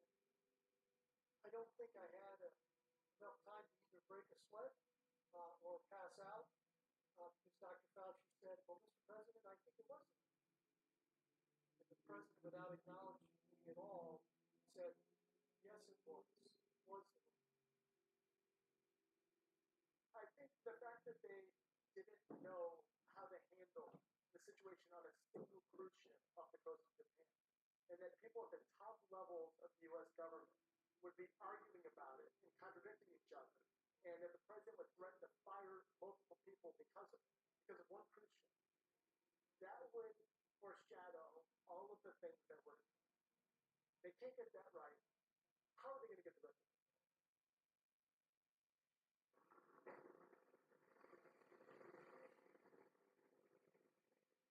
After disaster response operations, we have to report in to our harbor. We realized there were many more cruise ships out there.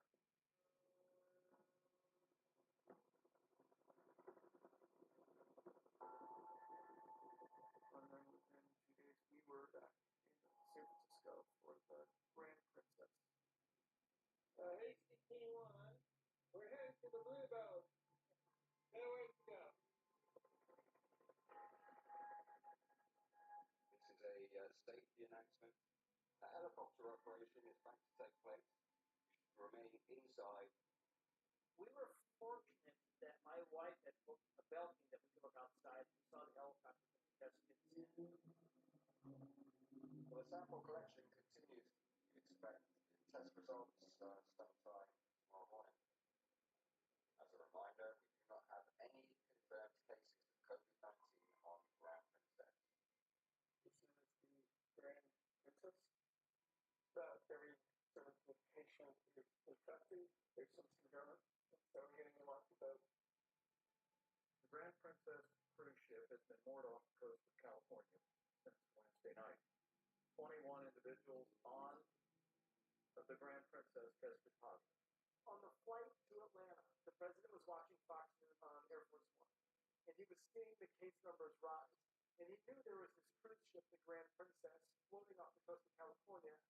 Well, to me, I would be inclined to say, leave everybody on the ship for a period of time and use the ship as your base. But a lot of people would rather do it a different way. They'd rather quarantine people in. Now, when they do that, our numbers are going to go up. Okay? Our numbers are going to go up. There was exasperation on the part of a lot of U.S. officials when they heard those comments.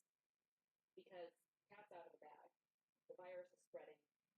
Do you not realize we have a much bigger crisis on our hands than this one ship? So we just had a great meeting. But let's just get into the Republican Party. We mix disastrous disease outbreaks and politics. We get politics in this country.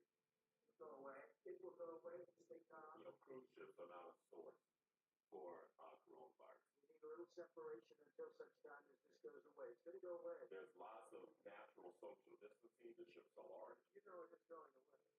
I think there was a lot of movement to figure out what was going on, but the response time from a CDC that wasn't warm to admitting that there was a problem at the time, and an administration that was downplaying it, led the cruise companies to behave this way as well.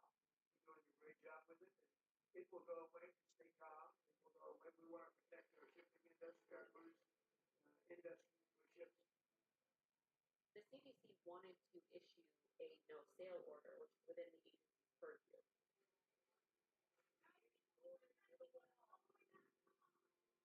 But a lot of the cruise industry is in Florida, which is a crucial swing state, and it would mean a massive shutdown to a pretty big industry.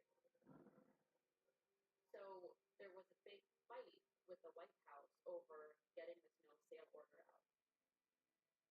Hi, I'm Dr. Grant Allen, Chief Medical Officer. To look out for your overall health and well-being, we have enhanced our pre-boarding and on-board health protocols. March 7th, Grant Carling, the chief medical officer, is publicly promising they were using a cleanser that was proven to eliminate coronavirus within 30 seconds. There was no enhanced protocols that we saw. The only enhanced protocol that I'm aware of is that we've had to fill in a form confirming that we have not come through a list of countries within the 14 days prior to boarding. We routinely use a disinfectant that kills coronaviruses within 30 seconds. That was nothing out of the ordinary. They were just walking around, wiping hard surface areas, and there were hand sanitizer stations. Nobody was wearing masks. We didn't felt that the virus was around or a threat to us at all. It was very positive. So we're about to disembark in San Juan and then do a little shopping, do a little exploring. Our first stop was in Puerto Rico. And my husband and I grabbed our gear and we headed off the ship. And the first thing I noticed was an ambulance. The people working the ambulance were wearing like a hazmat outfit. And I looked at my husband and I said, that's COVID. First we thought we were going to be docking back in San Francisco. And we just kept floating and circling and floating. The Grand Princess was a different kettle of fish. We had to take what we did in Diamond Princess and put it on scale. The number of patients we had to put in quarantine was over 1,000. It was, if you will, the last stand for coronavirus cruise ships, and realized that we were probably on the precipice of a full-blown pandemic. The problem with the government's fixation on getting people off these cruise ships is that it took so many people and so many resources, meant that there was less attention paid to what was actually happening on the home front and all the spread that was happening and the delay in getting a no-sail order out. There was a meeting with the cruise ship executive CEOs to determine whether that come forth with a plan to tighten up the projections that they go on as well as the vaccines they go off. If they can give them the mandate to fix it, and if they don't fix it, then they're going to maybe get some regulations of their own. To give you a sense of the timeline, I think it's important to remember that at March 7th, Grant Carling is promising in a press conference that they have this sanitizer, and 6 days later, they're agreeing to the voluntary shutdown. In the interest of doing what's right and upholding our core values, I regretfully am announcing a 60-day pause of our Princess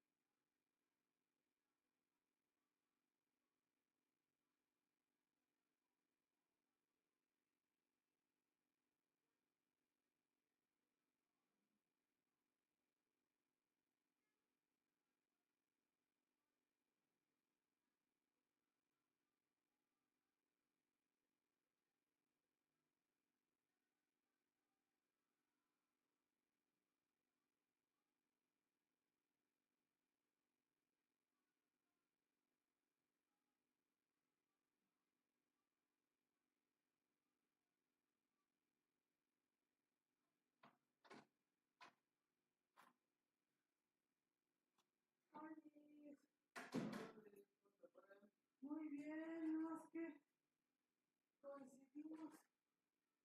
Claudia Sheinbaum y nosotros en el centro. Imagínate el caos. O sea, una de gente. Pero en ningún momento se nos ocurrió votar a nosotros. Ríos y ríos de gente con sus banderas, de bla, bla, bla. Desde que llegamos al centro. Era como la una. Para atravesar Hidalgo, pues ya nos esperábamos, pasamos el centro y ya corrimos y exposición muy bonita, pura tecnología realmente. Todos los recortes en una tablet, muy bonita. Y hay fotografías muy bonitas. Y es todo ir escalando por sus torres.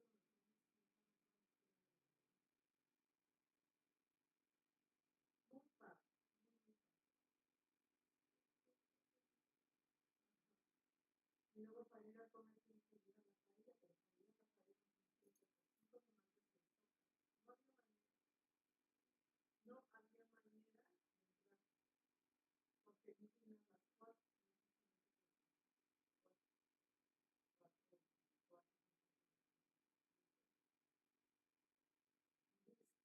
eran nada más 4, porque el museo lo llevan a las 5, adentro, no las 4, yo creo que son otro tipo de tranquilísimo, no había ni un arma,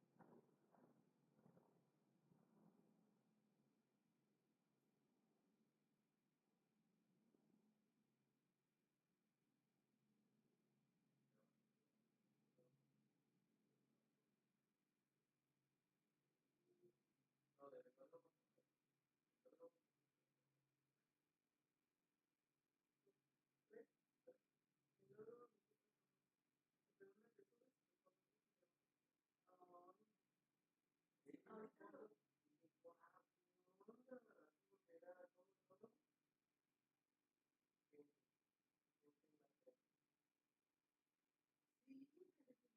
¿Te acuerdas que te dije en algo pasó?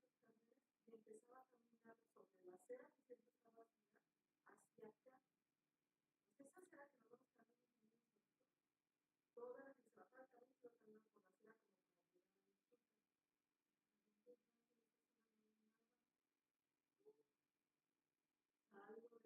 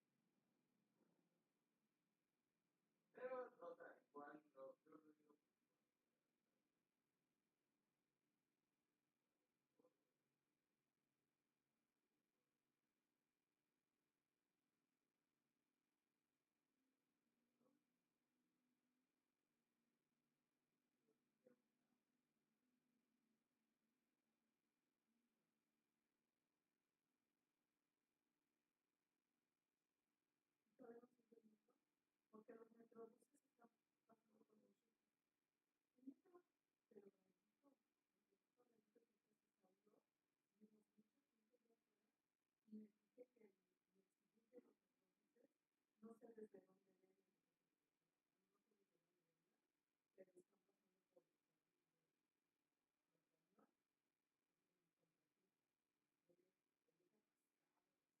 Roma, sí, es un caos todo lo que caos.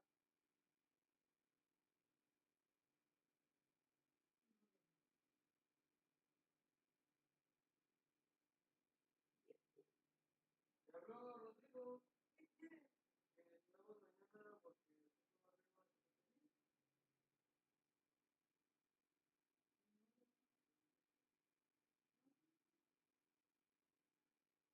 Ok, ¿le va a pasar por ti?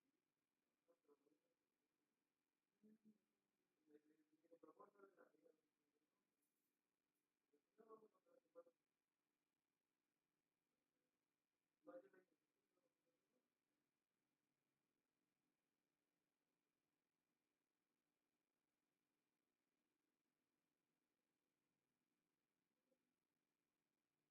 Ah, o sea, muy amable la gente que puso el baño.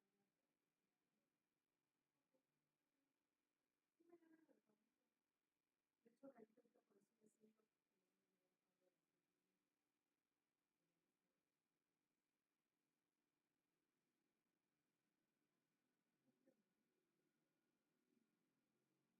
que si no, no, la gente no lo quiere, como quiera, ya ahorita se va a tener que procurar un gracias por todo. Sí, no falta no falta.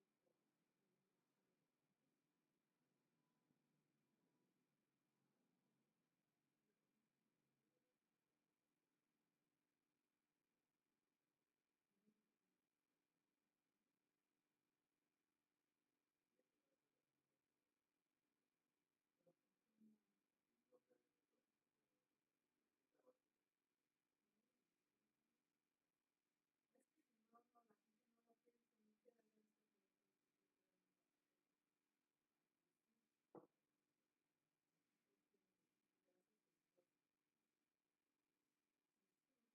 están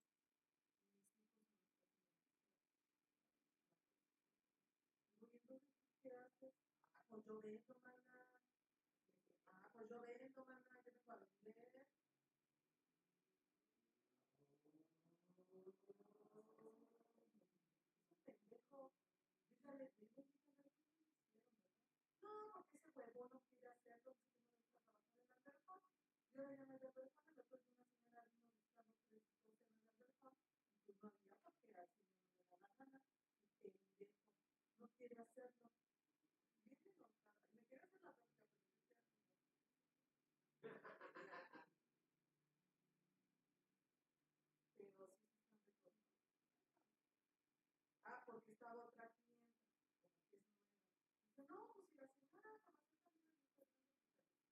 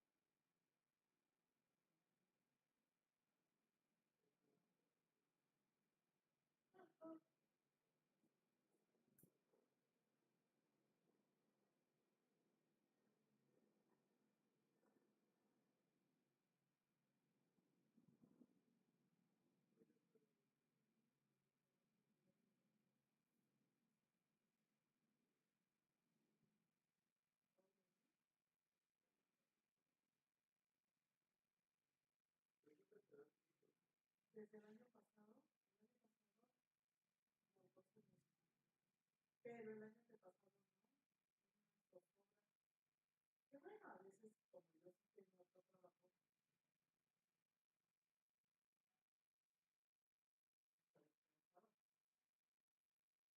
No sabía hasta dónde me iba.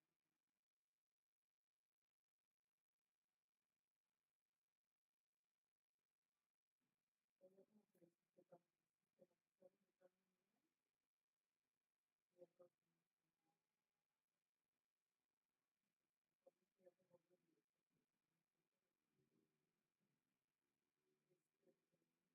antes, es que empezaban a formar grupos de estudiantes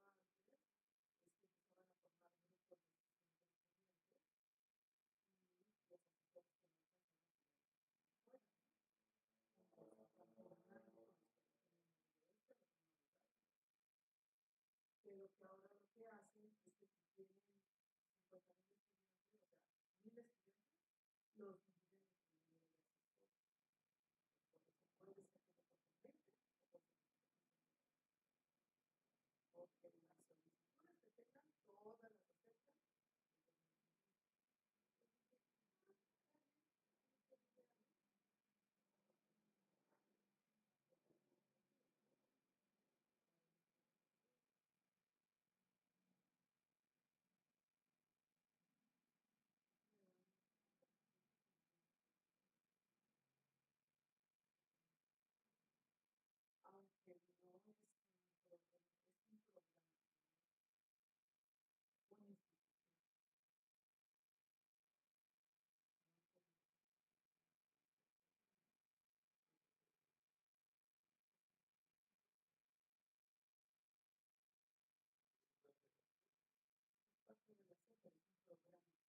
Y como programa puede caer.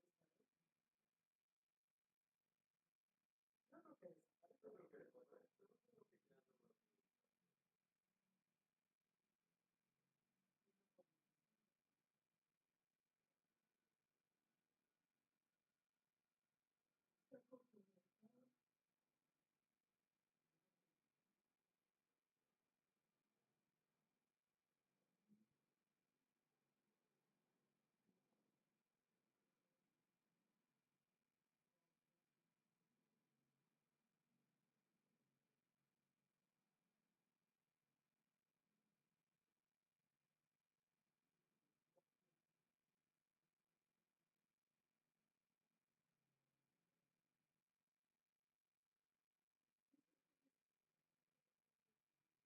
¿Hiciste la cita?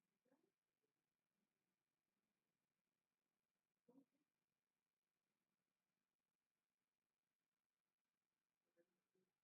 No, que todos nos platan.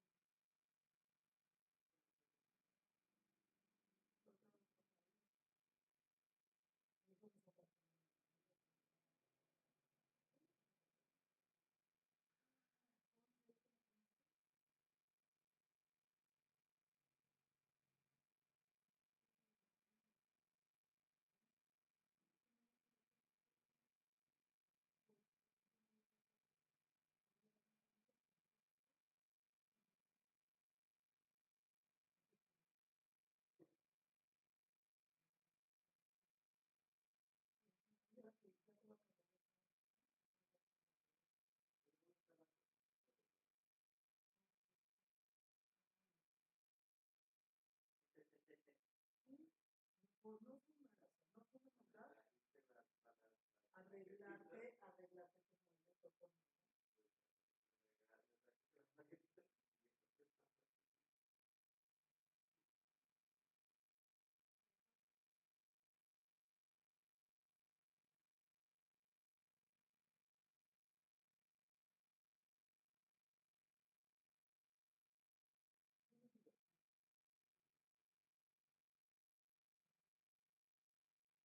con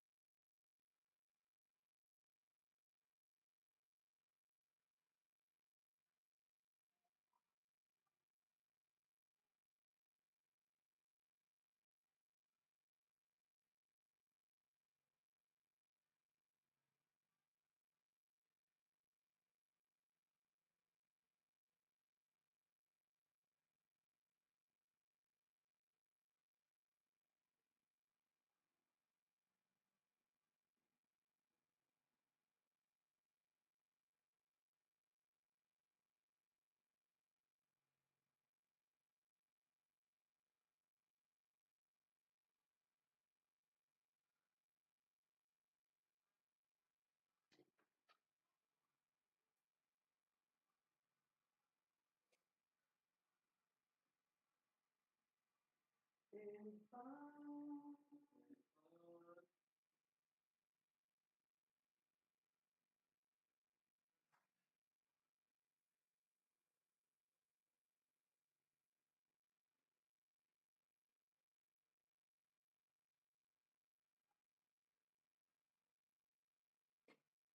¿Tú qué hiciste?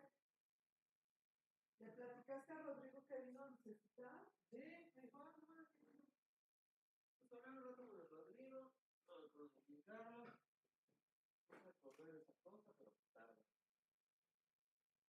Pues saqué los utilizados, metí unos nuevos, y ya por esta hora van a acabar. Y le platiqué a Benito que ya estábamos haciendo clases. Ay, qué chido. A ver si acaba.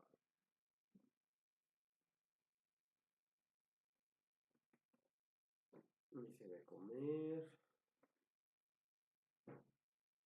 Me dormí.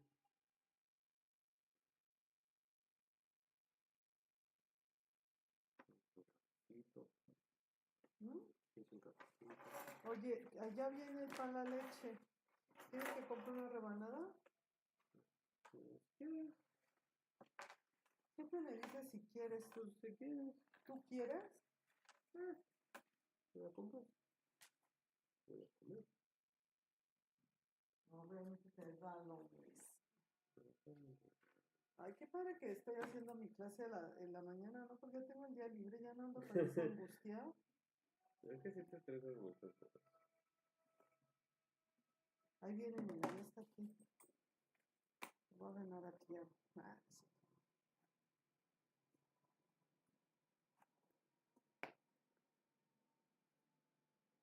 Ay, no, es que no tengo efectivo, tengo un poco de 500. Le pago con este, ¿verdad? O con un ajolote. No me gusta gastar los ajolotes. No me gusta gastar los ajolotes. Pero pagaré con el otro. ¿Hay otro?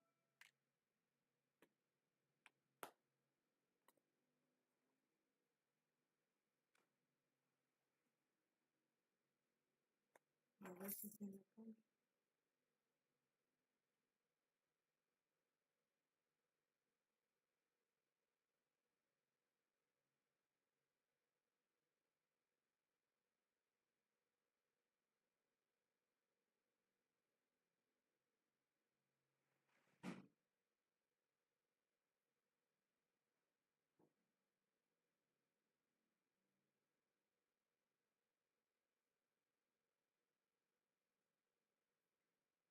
Ah, no, mira, aquí tengo. Ah, yo tengo ajolote.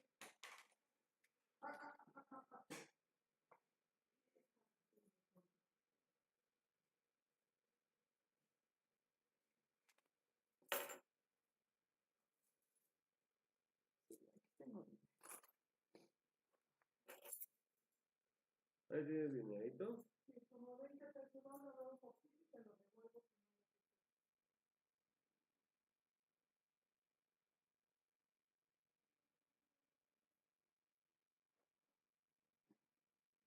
Me compré una rebanada. ¿Y qué más?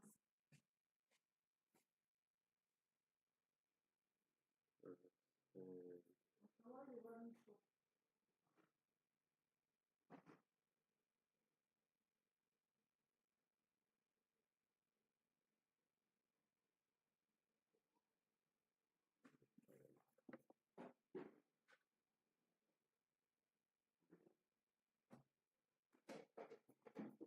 Oye, ¿no te ha escrito Miguel si le gustó el pastelito? Ah, no, pero eso, sí. Te pregunto.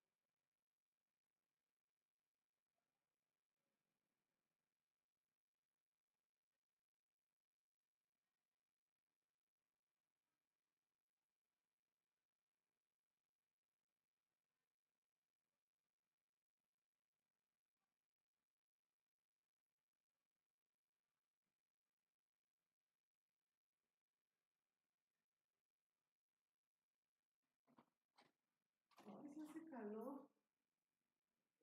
Ya hace calor. Ya vine aquí. Está el pan. Todo el vecindario está abajo comprando pan. Sí. Y llegó Aarón, el hermano de Patty. Y Patty.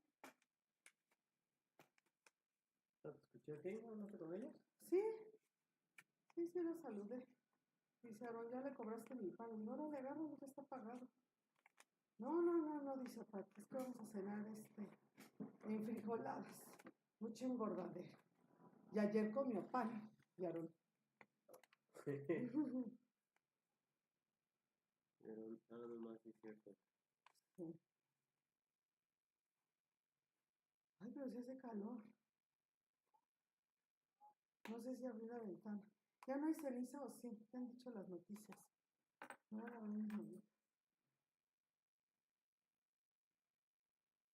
que nos quedemos quietos. Que nos quedemos quietos.